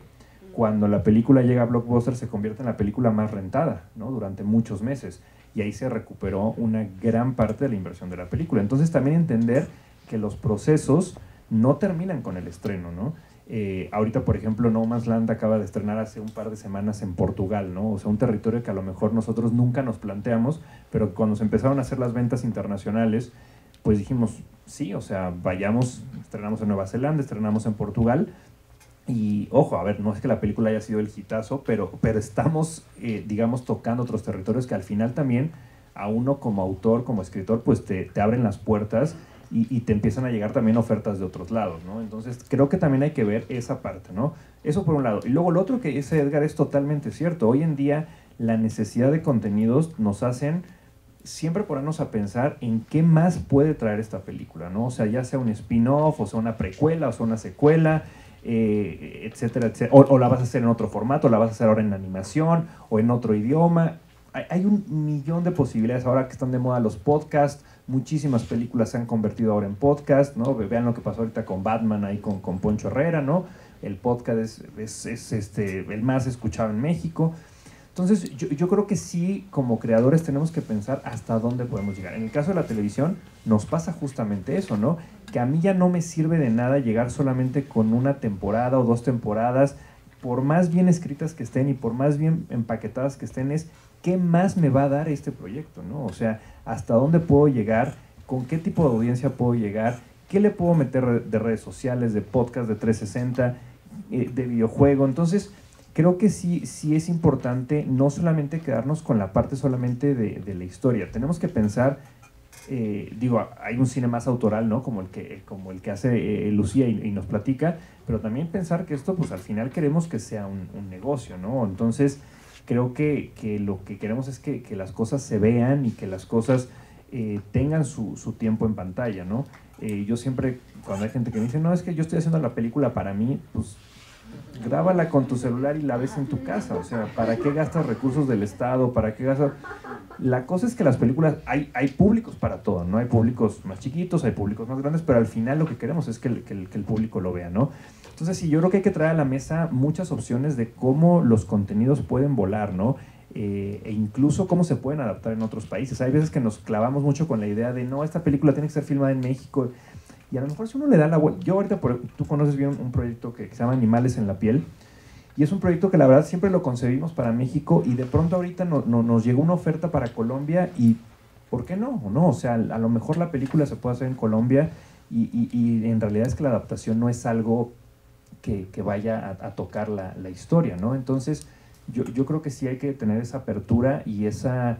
ir un paso adelante, ¿no? O sea, creo que como guionistas hoy en día ya nos podemos quedar como en nuestro escritorio a ver que otros muevan la película, ¿no? Sino nosotros tratar de empujar a que las cosas sucedan. Y a ver, y si yo les preguntara como en términos muy prácticos, muy pragmáticos, si un guionista toma la decisión de producir, ¿qué pasos tiene que hacer? Ustedes dirán, primero haz esto, luego haz esto y luego haz esto otro, así como ya, muy concreto. O sea, si ya decidió producir, sí, bueno, tomen terapia primero. O sea, contemplen su presupuesto de pastillas y terapia, ¿no? Sobre todo cuando van a hacer carpetas. Pues, digo, los pasos, si van a producir, es aprender los elementos básicos de la producción, ¿no? O sea, entender que es la etapa de desarrollo, ¿no? De un proyecto, dependiendo qué tipo de proyecto y demás. Después establecer cómo es el esquema financiero de ese proyecto, ¿no? Cómo funciona, ¿no? Si es una serie y van a Sony o van directo a una plataforma, van a través de una productora, o sea, como entender todo eso. Y yo creo que si alguien decide producir, o sea, a mí, yo sí, cuando empecé ya oficialmente como a producir, sí me asesoré mucho.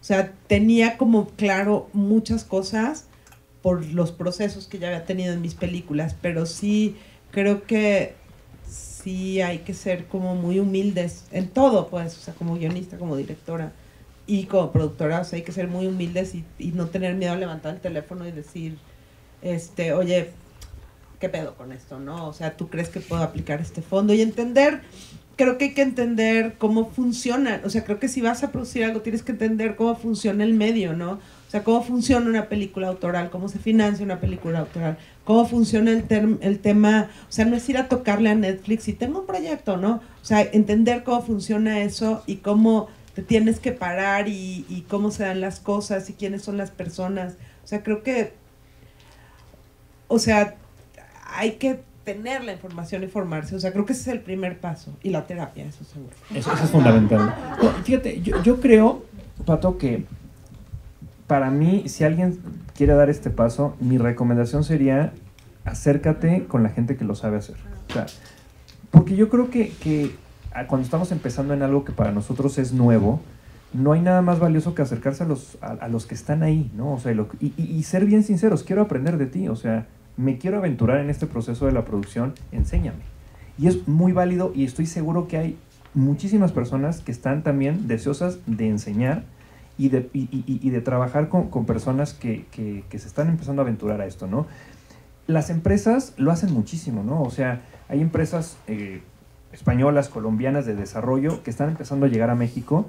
¿Y qué es lo que hicieron? Se juntaron con los que saben. Se asociaron con Netflix, se asociaron con Sony, se asociaron... Y sus contratos son muy claros. Voy a aprender de ti y después voy a hacer tu competencia. Pero esa competencia es muy sana para todos, ¿no? Y se vale y es válido. Entonces, yo creo que también es importante no tener este miedo de preguntar y decir, quiero aprender de ti, me interesa, tengo estas habilidades, pero quiero juntarme contigo, ¿no? Y creo que de esta manera lo único que puedes, o sea, es que las cosas van a salir mejor. Creo que tal como lo dicen en ambos niveles, más autoral, más de industria es perfecto, y yo como que pensaría en que ubiquen sus superpoderes, en qué son buenos, qué es lo que más les gusta. También creo que es padre armar equipos buenos de gente en la que confíen, porque el audiovisual es como una tarea colectiva. Entonces, que ustedes puedan armar equipos con gente que a lo mejor ustedes son buenos guionistas y a lo mejor un buen productor con los que ustedes puedan crear, y cuando ustedes no tengan chamba, ellos sí van a tener, y tú vas a trabajar con ellos y ellos van a trabajar contigo. Entonces creo que es armar equipos, juntarse con gente de la que puedan aprender, y creo que esos son mis consejos. A ver, yo les haría otra pregunta. Bueno, antes de pasar a las preguntas del público, esta pregunta, bueno, este ciclo de charlas se llama Lo que nadie te dice del guión. Me gustaría que cada uno de ustedes dijera algo que nunca les dijeron, que les gustaría haber sabido sobre el guión.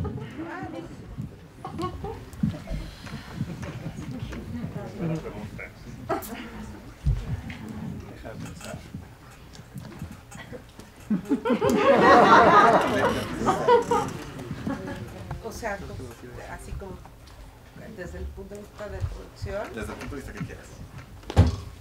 Algo que nunca habían dicho del guión. Que te hubiera gustado saber. Una cosa que parece súper obvia. No, dale. O sea, algo que parece súper obvio, o sea, como que cuando vayas a ofrecer un guión, ofrécelo a alguien que admires. ¿Sabes? O sea, eso es como la base. Porque yo una vez hice una peli, un guión hermosísimo, y que se lo ofrecía a un director que la verdad es que no me gustaba su cine, pero como que mucha gente pensaba que era muy buen cine, y fue un error horrible. Y es la peor película que he hecho en mi vida, y estoy como... me rompió el corazón, me fue una mala peli. Entonces, ofrécelo a alguien que se admires y que te guste su visión y que creas que pueden hacer algo increíble juntos. Ok, dos cosas. Una es más poética. Una es, nunca me dijeron que se podía escribir bonito los maestros, ¿no? O sea, que te machacan tanto como que cine, y yo en el camino he descubierto que se puede escribir bonito. El cine se puede escribir bonito, no necesariamente, y esa es una de mis cruzadas. Y sin actos, y sin plots, y sin estructura, y todo eso, ¿no? Pero bueno, eso ya es harina de otro costal. Y otra cosa es qué deben decir mis contratos y cómo voy descubriendo cada día qué más deben decir mis contratos. Y sí, para los que están en tinta y los que no están, únanse, ya saben que pueden estar, aunque no estén profesionalizados, es una asociación horizontal para guionistas. Y para escritores del medio audiovisual, pero en tinta una de las cosas que estamos haciendo es bajando ese balón. En la comisión de análisis, no sé si hay alguien aquí de esta comisión, pero está bajando ese balón, ¿no? Como cuáles son todas las problemáticas que hay en términos contractuales, o sea, bueno, que hay en términos laborales que se pueden resolver desde los contratos. A mí me hubiera encantado que me dijeran eso, ¿no? Mis contratos han ido modificándose conforme pasa el tiempo y cada día son pues más adecuados al respeto como guionista. La próxima será me tienen que invitar a la fiesta de rap. Pónganlo en contrato, porque sucede que no los invitan. Mira, yo creo que quizá algo, no es tanto que no me lo hayan dicho, pero que he ido, o sea, que uno va descubriendo en el camino, y es que el guión es un animal vivo, ¿no? O sea, y creo que tenemos que tratar al guión y a la historia justamente como un animal vivo. De pronto queremos que de pronto terminamos de escribir y ya, ¿no? No queremos tocar, no queremos reescribir, no queremos adaptarnos a cosas. Y al contrario, a mí me parece que en los procesos, desde la preproducción, desde la búsqueda de actores, este guión puede todavía ser maleable, ¿no? Obviamente no es que vayas a destruirlo, ni mucho menos, pero sí darnos esa posibilidad de tratarlo como un animal vivo, ¿no? Y creo que muchas veces nos ha pasado que escribimos un guión hace 5 años y nos encantaba y lo volvemos a leer ahorita y le cambiaríamos todo, ¿no? Y entonces creo que eso, ¿no? Tratar de ser muy flexibles con las historias. Yo coincido con Lucía en el sentido de que se puede escribir bien, se puede escribir bonito el guión. Yo también soy muchas veces enemigo de las estructuras, ¿no? Porque creo que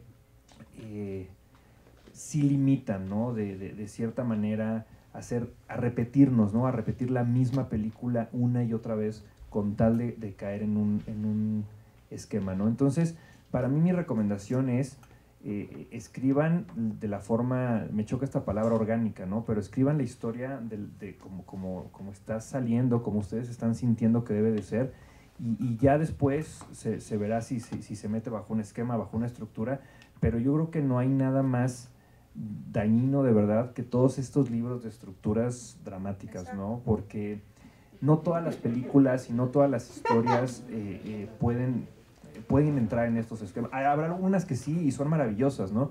Pero cuando ya vas pensando en tengo que escribir, que en la página 15 pase esto, no sé, siento que estamos perdiendo muchas posibilidades narrativas en el cine, en la televisión, ¿no? En todos lados. O sea, por ejemplo, hoy en día en la televisión los proyectos que más funcionan son dramas de 30 minutos, ¿no? Y el canon era, no, el drama es de 60 minutos porque HBO así lo dijo.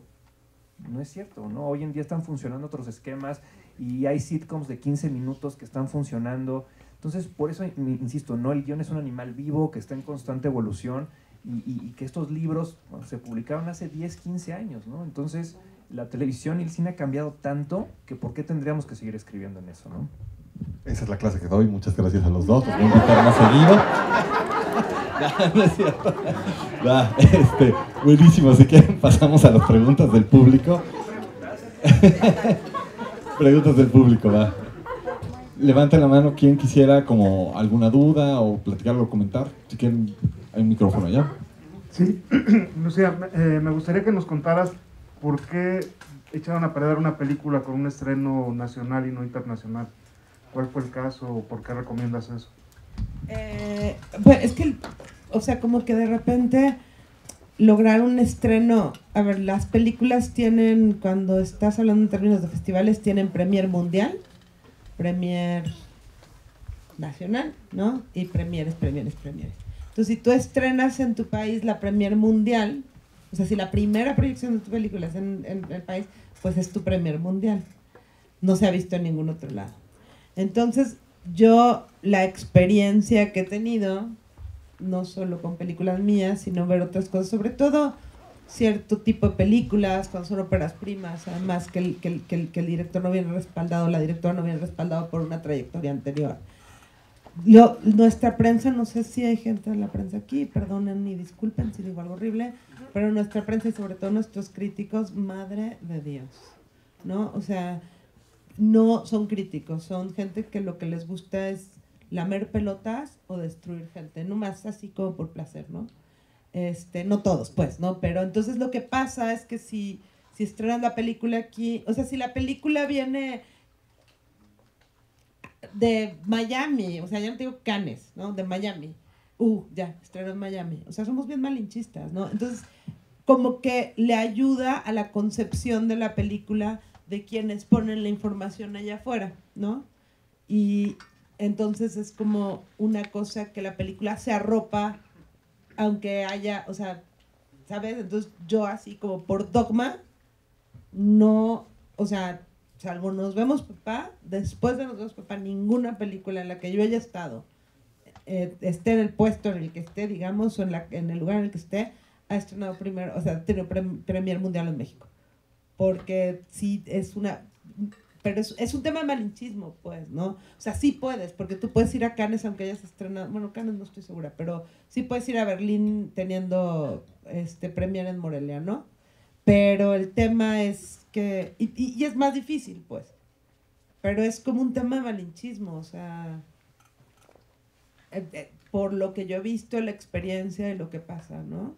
O sea, te puedo poner como muchos ejemplos de películas que han hecho el circuito así y de repente es como de... ¿no? Y cambian, además les cambia la perspectiva a los críticos, ¿no? O sea, a mí con Nos vemos papá, después de Morelia y después de que hice el recorrido internacional y llegué a salas comerciales, el mismo crítico dijo dos cosas completamente opuestas de la película, ¿no? Y dices, ¿de verdad, hermano? O sea, entonces como que yo me quedé atorada ahí, no sé si ellos estén de acuerdo, ¿no? O sea, a mí me parece que lo más sano, en términos de proteger a la película en su proyección hacia afuera, ¿no? No que yo amo los festivales mexicanos, el público nacional es pues el primero con el que deberías compartir tu película, pero es un tema más como de proyección y de percepción. ¿Alguna otra pregunta, inquietud?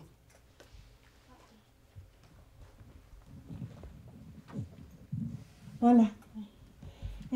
Lucía, yo soy actriz y también no me han invitado a las fiestas de rap y no me han invitado a los estrenos. Yo quería preguntar algo, es que de pronto me pongo a pensar si producir algunos de los guiones que he estado escribiendo, los cortos que estoy en primer año apenas. Y pero pues ahorita no tengo un quinto. Entonces mi pregunta para ustedes es si vale la pena que yo piense en producir ahorita estos guiones, aunque sea de esta manera estudiantil, con pocos recursos, o si sugieren que no se esperen, o sea, que me espere a tener ya un presupuesto digno. A ver, mi sugerencia sería, aquí tienen un gran recurso, que es la gente de realización, bueno, de la licenciatura de cine, ¿no? O sea, yo iría y les ofrecería mis guiones para sus yo sé. Digo, yo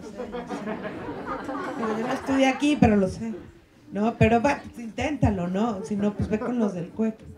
Los de la no, esos no tampoco. No, o con los de la Facultad de Cine. Hay miles de escuelas de cine, ¿verdad? Pero yo no le metería dinero a un proyecto, o sea, vamos, lo puedes hacer como guerrillero y sacarlo como con tus cuates, y eso está bien, creo que es buena idea. Pero en México hay recursos para eso, o sea, puedes aplicar a Procine, que tiene convocatoria de cortometraje para Distrito Federal, puedes aplicar a Focine, ¿no? Que tiene por regiones, si eres de algún estado, checar si ese estado tiene y bajar como más recursos, porque como productor eso es lo que tienes que aprender, de dónde bajo dinero, ¿no? De dónde saco el dinero, ¿no? Y un corto, pues evidentemente, o lo bajas de dinero estatal, ya se fue esto, ¿no? Se fue. Por decir CUEC. Sí, por decir CUEC aquí, ¿verdad? Pero no, el CUEC no existe. El CUEC no existe. El CUEC es una cosa de la historia. Sí, no existe. Yo lo que creo es que hay que entender, o sea, cómo puedes conseguir, por ejemplo, o sea, yo sé que muchos han fondeado sus cortos, ¿no? Entonces también, o sea, existe eso y como si tú quieres producir algo, esa es tu labor, saber cómo bajar dinero y cómo instrumentar ese dinero y cómo jugar, ¿no? Yo te recomendaría que si lo que quieres es producir cortos que tú has escrito, hazlo, ¿no? Aunque sea así, del primer corto lo voy a fondear con mi familia y mis amigos, ¿no? Yo así hice mi primer corto. De hecho, mi primer corto, yo no estudié en una escuela de cine con recursos. Entonces, mi primer corto ya fuera de la escuela, literal, de mi trabajo ahorré un año y lo iba metiendo al cajón, ¿no? Ahorré un año que ahora se produjo un corto. Ese sí lo produje yo, fíjate. No me acordaba que se había producido cortos. Mira, yo coincido mucho con lo que dice Lucía. Yo creo que no hay... o sea, tienes que hacer el intento, ¿no? De levantarlo de alguna u otra manera. Creo que también nos tenemos que quitar esta costumbre de no hay el recurso, ¿no? O sea, porque las oportunidades no le van a llegar a nadie. O sea, yo no conozco a nadie de la industria, muy bueno o muy malo, que haya estado esperando la oportunidad y llegó alguien y le tocaron la puerta y ¿sabes qué? Estamos esperando tu corto. La verdad es que eso no va a pasar, ¿no? Entonces, yo creo que independientemente de si hay recurso o no hay recurso, si están en primer año o en último año, no hay nada mejor que crearte tus propias oportunidades, ¿no? Y creo, la verdad, que estas generaciones tienen una gran ventaja y que son estas madres, ¿no? O sea, no es una Alexa, pero pues, filma bien. Yo fui jurado de un festival de cortometrajes de Nespresso y Farid Schroeder filmó un cortometraje con un iPhone que se ve bellísimo, el cortometraje, ¿no? ¿Y cuánto le pudo haber costado, no? Entonces yo creo que si hay esa voluntad y esas ganas y esa necesidad de contar la historia, vas a encontrar los recursos, ya sea económicos o creativos, para contar la historia, ¿no? ¿Qué te va a permitir esto? Que el día de mañana, cuando llegues a un festival y metas tu cortometraje, a lo mejor no va a ser el mejor y a lo mejor no quedó como tú te lo habías imaginado en tu cabeza, pero ya hiciste algo y ya no fue es que no tenía el dinero o no tenía el recurso o no tenía el guión perfecto y no lo hice. O sea, hay muchas veces y sobre todo, perdón, en estos procesos que se pueden equivocar. O sea, yo creo que desafortunadamente hemos crecido en una sociedad que no nos permite el fracaso.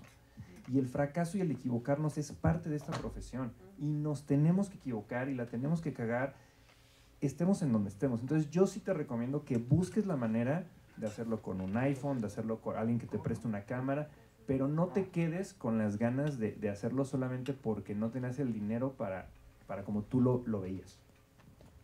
Cuando David levantó y dijo las manos, dije, el OnlyFans para financiarse. Pues, no. Edgar. Todo es válido. Suscribe. Ok. ¿Otra pregunta más? ¿Otra cuestión más para allá? Hola, yo tengo una pregunta para Edgar, justo que no ha hablado. Bueno, ¿qué fue personalmente lo que te llevó a darte cuenta de que tú debías producir tus historias? ¿Cómo te alentaste y cómo te fue en el proceso? Pues creo que fue como todo fue una epifanía de poder, cuando veía que había muchas personas que querían cambiar la historia, cambiar los personajes, proponerlo de otra manera, cambiar el final, con ese primer proceso de largometraje. Creo que ahí fue cuando tuve ese encuentro y tomé la decisión. También, como dije aquí y contestando a la pregunta de Pato de cuáles son las primeras cosas que hay que hacer, como conocer tus superpoderes. Creo que en mi caso me ayudó mucho haber tenido, antes de entrar al CCC, a estudiar guión. Venía de otra licenciatura, que estudié ciencia política con los neoporfiristas. Y entonces ahí sí, como que me metió en el Excel a tope. Entonces, como que sí tenía una formación técnica bastante sólida y entonces como que dije, bueno, sé de economía, sé de contabilidad, o sea, como que creo que eso me dio herramientas para poder enfrentarme al proceso de producción. Creo que, y creo que lo más importante es como que aprender a saber con quién quieres trabajar y sobre todo como que enfatizando de a quién le quieres proponer tu guión. O sea, tú como productor, mantener esa cabeza fría, y creo que hay un libro que se llama, que escribió David Mamet, que dice, el título es Una profesión de putas, porque él como dramaturgo y como escritor muchas veces se enfrenta a los productores, a los distribuidores, a los críticos, a los actores. Y yo creo que en esta profesión, como narradores, creo que una cosa súper importante es o mantener el ego o muy domado, que creo que eso es algo que en este medio no es tan sencillo. Y otra vez, mencionando lo que dice Lucía, del respeto, como que en mi filosofía, en los proyectos que yo emprendo, es como tratar de siempre mantener la armonía. Hay veces que es imposible, pero siempre el respeto, el amor, y también como que aprendiendo de toda la gente con la que has decidido trabajar. Entonces creo que para generar un espacio creativo, una arena en la que todo el mundo florezca, obviamente estás en una chamba y obviamente hay que pagar y obviamente hay gente que va a querer, que dice que pues los llamados, pinche llamado de mierda de 14 horas, ¿no? O sea, tú estás poniendo toda tu vida, todo tu guión, te lo estás jugando, es tu idea, tú has decidido, y hay gente, mucha gente, para los que eso es una chamba más. Y está súper bien, o sea, está increíble, o sea, para ti es tu vida, para ellos es una chamba y los dos estamos bien. Pero creo que se trata de motivar a la gente y tratar de sacar lo mejor de ellos para que podamos llevar esa idea a touchdown y que se cuente lo mejor posible. Entonces, creo que eso es como que parte de ser un buen líder y parte también de seducir a la gente para que se emocione con tu idea y que puedas contar esa historia de la mejor manera posible y que ellos también se contagien de tu entusiasmo. Entonces ese entusiasmo, esa idea y esa pasión tiene que estar desde el asistente de producción hasta tus financieros que están financiando el proyecto. Entonces creo que esos son como parte de los retos. No sé si contestó tu pregunta nada más fuerte. ¿Alguna otra pregunta, inquietud para Jan? Buenas tardes. Primero que nada, gracias por compartir sus experiencias y mi pregunta es más en el sentido creativo al momento de escribir, que cuándo saber que una historia ya está lista. Ya, ahora sí que en el caso de David, porque está como en el lado del cuarto de escritores, en el caso de Lucía, porque pues es cine autoral, y en el de Edgar. Pues hace de todo. Gracias. Pues mira, yo la verdad creo que en realidad la historia nunca está lista, ¿no? O sea, yo creo que también depende mucho de las personalidades, ¿no? Pero creo que muchos de los que estamos en esta industria y en esta profesión de la escritura somos pues muy perfeccionistas, ¿no? Y siempre queremos o pensamos que le hace falta algo al guión. Entonces, en realidad, tú nunca lo sabes. Lo que sí es un hecho es que sí sabes que si no es en ese momento, no se vuelve a hacer. Entonces, yo creo que es más bien estar atento y preparado a que ese es el momento de accionar ya otro proceso. El proceso de producción, de preproducción, de búsqueda de financiamiento. Porque si no vas a estar 10 años escribiendo la misma página. Entonces, creo que más allá de tener esta cosa de ya sé que el guión está terminado, más bien es estar preparado y saber cuándo ya hay que moverse, ¿no? Y eso implica un desapego y un desprendimiento muy duro, porque sabes que ya vas a entrar a una fase en donde vas a compartirlo con otras personas, ¿no? Te vas a desnudar frente a otras personas que lo van a leer, que te van a criticar, que te van a decir un poco lo que decía Edgar, ¿no? Es tú pones tu vida y pusiste tus 8 años si quieres ahí en el guión para que te digan, oye, esto es una mierda, ¿no? Pero ya hay que dar ese paso. Entonces yo definitivamente creo que uno nunca está listo. Esto aplica tanto para cine como para televisión. En televisión hay veces que es todavía más dramático, ¿no? Porque yo tengo días de rodaje y tengo gente esperando, ¿no? Para empezar preproducción. Y pues yo a lo mejor todavía no me siento tan cómodo, ¿no? con el guión, pero sé que es momento de pasar, ¿no? Esa es un poco mi experiencia. Totalmente. O sea, creo que en términos de hacer una película y tú saber cuándo está listo el guión, creo que lo primero es saber cuándo el guión está listo en términos de ir a fondos, ¿no?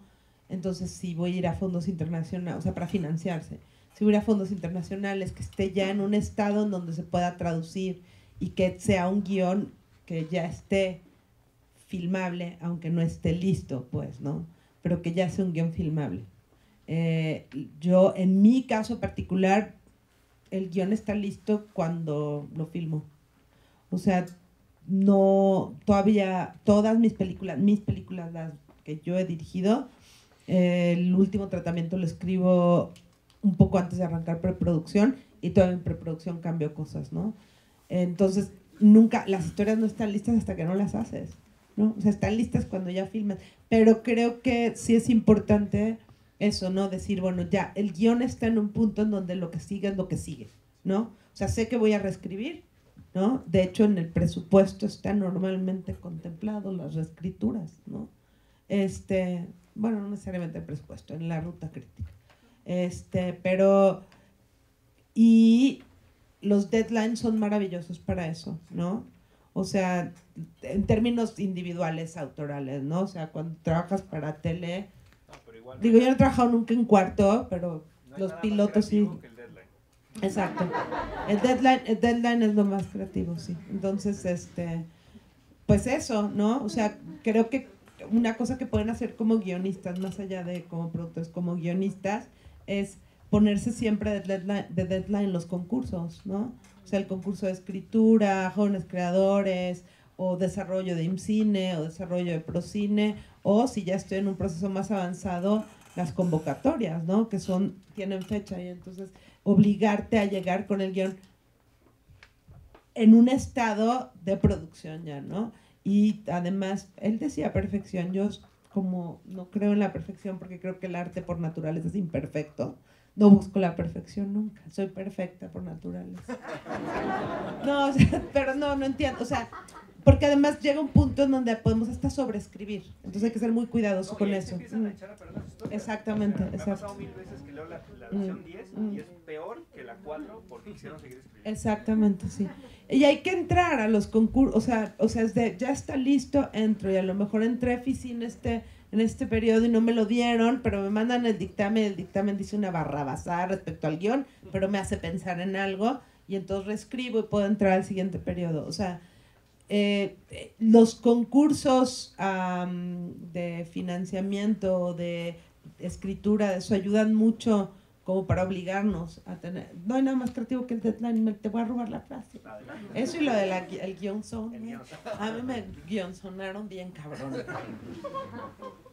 Pues suscribo, y justo como decía Lucía, el guión nunca va a estar listo, y muchas veces no está listo sino hasta que ensayas con los actores y vas a ver que el actor lo va a cambiar y lo va a customizar, y ahí tú vas a estar haciendo notitas y lo vas a cambiar. Eso como en un sentido porque lo vas a estar mutando hasta el día que se filme la escena. Y luego ya que se filmó la escena, vas a decir, ay, ¿por qué no acorté esa palabra, o por qué no lo cambié? Entonces, siempre, pero todo eso deriva de algo que dijo David, en el sentido de que el guión es un ser vivo. Entonces, creo que escucha tu guión, y también él te va a decir cuándo está listo. Y también es importante que tú te diviertas. O sea, como que si tú te estás divirtiendo o estás viviendo ese conflicto y disfrutándolo, significa que probablemente ya estés listo para compartirlo. Eso. Ok, bueno, ya se está haciendo medianoche. Entonces, una última pregunta del público, la última, antes de la despedida. Gracias. Bueno, mi pregunta va para David. Hace ratito nos diste un consejo muy bueno, que es que, por ejemplo, si nos interesa producir, nos acerquemos con las personas que saben. Mi pregunta es eso, ¿no? O sea, ¿cómo poder tener un primer acercamiento si queremos producir algo que pues tal vez ni siquiera hayamos escrito nosotros? Y también, por ejemplo, buscar el financiamiento tal vez para la película, pero también si se puede como un financiamiento para crear la carpeta y para poder dedicarle el 100% del tiempo a esa carpeta. Mira, yo creo que una parte fundamental de esta industria, bueno, creo que de todas, pero vamos a hablar de esta industria del cine y la televisión, es la red de contactos y las relaciones que haces, ¿no? O sea, eso de que las relaciones no funcionan en esta industria es completamente falso. Para mí, ha sido fundamental el poderme rodear de gente que admiro, gente con la que ya he tenido la oportunidad de trabajar.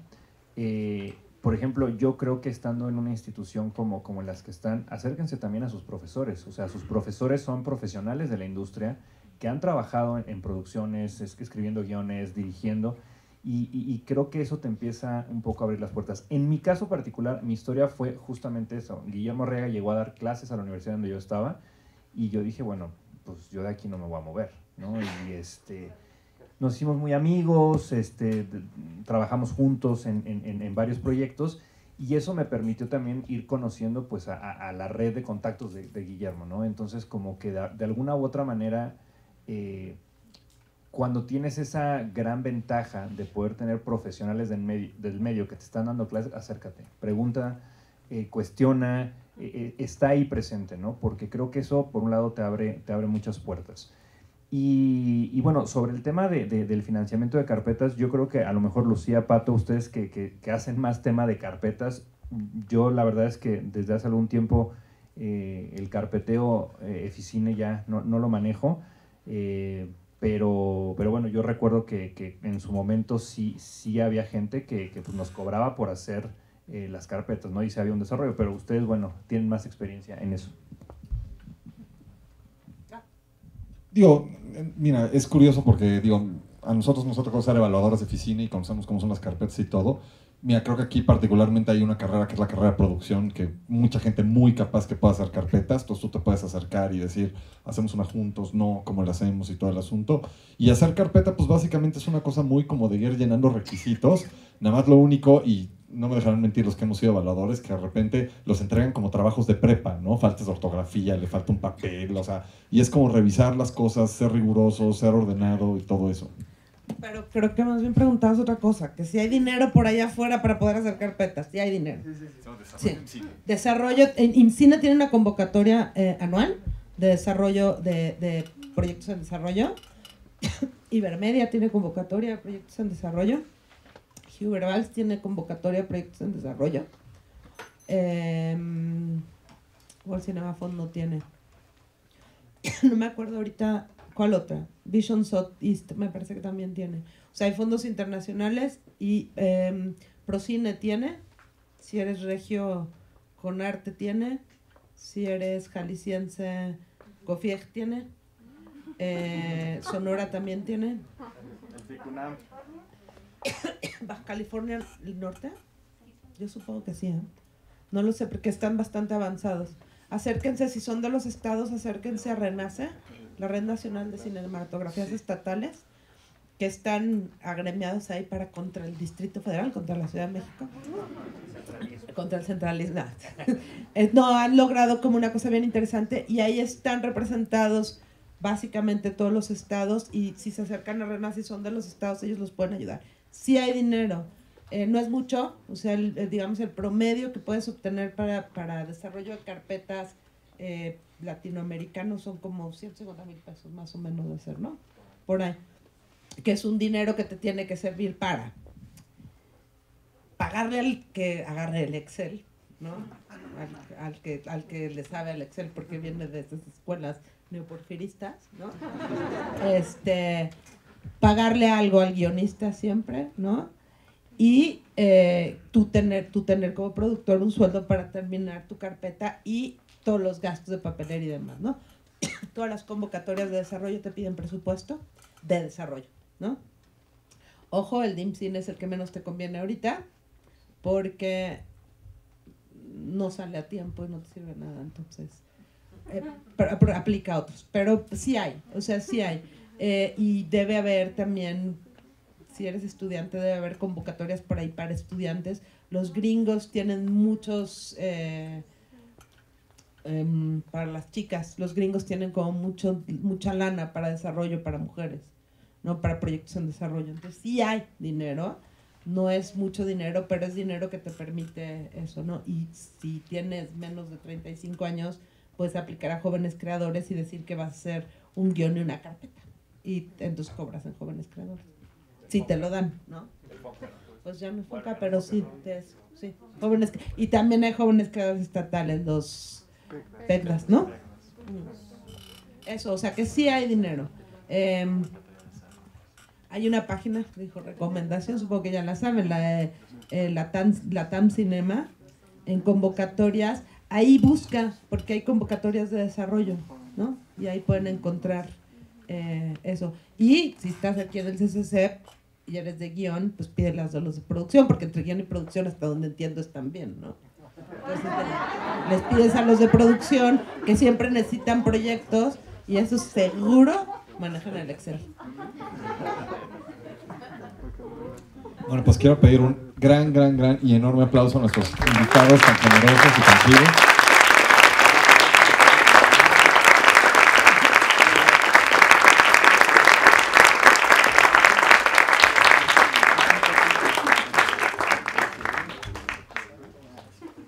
Digo, muchísimas gracias a todos. Y bueno, antes de que se vayan, queremos darles un regalito. Fuente del evento, del InPitch Script Pitching Showcase, que es lo siguiente, es una botella de vino, pero lo mejor es que vamos a presumirles nuestras tazas, que son tazas especiales, estas tazas interactivas. Por ejemplo, esta es para diseñar un personaje, y entonces aquí le pones el nombre con un Sharpie y todo, y encuentras los rasgos del personaje y lo vas poniendo. Por ejemplo, la de Edgar es una taza para pitchar, que dice, así cuando alguien se te acerque a ver tu pitch, aquí lo puedes repasar, ¿podrá un personaje con ciertos rasgos lograr esto en contra de este otro personaje que tiene estos rasgos y todo? Si no pueden resumir su historia en esta pregunta, no funciona. No, pero este es el mejor. Porción, un guión de largometraje que se forma de los siguientes valores diarios. Infancia solitaria, 40%. Saldo en el banco, 0%. Narcisismo de closet, 35%. Fracasos amorosos, 25%. Películas raras, 100%. Bueno, entonces si no funciona el evento, vamos a hacer una línea de tazas para guionistas, por si alguien quiere comprar. Y bueno, muchísimas gracias a todos. Mañana, gracias a todos por venir.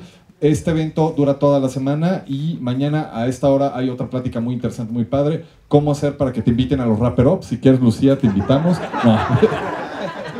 No, a mí luego no me invitan a las premieres. Bueno, ahí vamos progresando, ¿no? Bueno, pues de nuevo, muchísimas gracias a todos. Mañana va a haber la plática de, una vez que termine un guión, ¿qué se hace con él?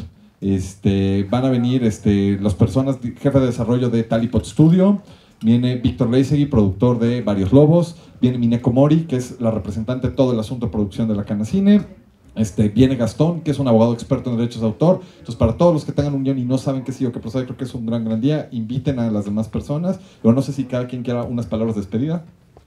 No, pues agradecer nuevamente al CCC, a ti, Pato, a ustedes que están aquí apoyando. Creo que este tipo de pláticas para la industria es importante. Creo que también nos permite tener este acercamiento, ¿no? Que de pronto pareciera que los estudiantes y la gente de la industria están como con esta frontera en medio, ¿no? Y creo que al contrario, de verdad, creo que también hablo por los demás, pero para mí no hay nada más placentero que encontrar talento joven. Me encanta en cualquier ámbito. Obviamente existe en la escritura pues más, porque es a lo que me dedico, así que siempre que se puedan tener estos diálogos, yo feliz. Así que pues muchas gracias y felicidades por todo este programa. Bueno, pues gracias por la invitación. Primero, felicidades a los estudiantes que lo organizaron, ¿no? Creo que es una gran iniciativa, está increíble. Yo hace mucho que no doy clases en el CCC, pero normalmente cuando doy clases es en guión, entonces me caen muy bien los de guión.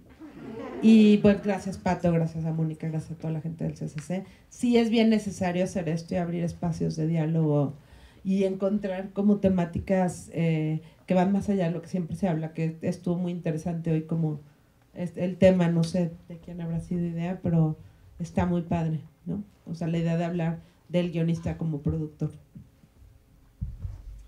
Gracias por la invitación, está increíble, creo que es un súper espacio. Y como anuncio, el 22 de septiembre estrena una nueva película que se llama Mal de Ojo. Ojalá la puedan ir a ver a cines. Y luego, claro, y así pueden criticarla, y quejarse o decir si le gustó o no. Y ahora en salas está la película Nudo Mixteco, que estudió Derecho en Lucía. Pues bueno, los esperamos mañana y muchísimas gracias. Buenas noches.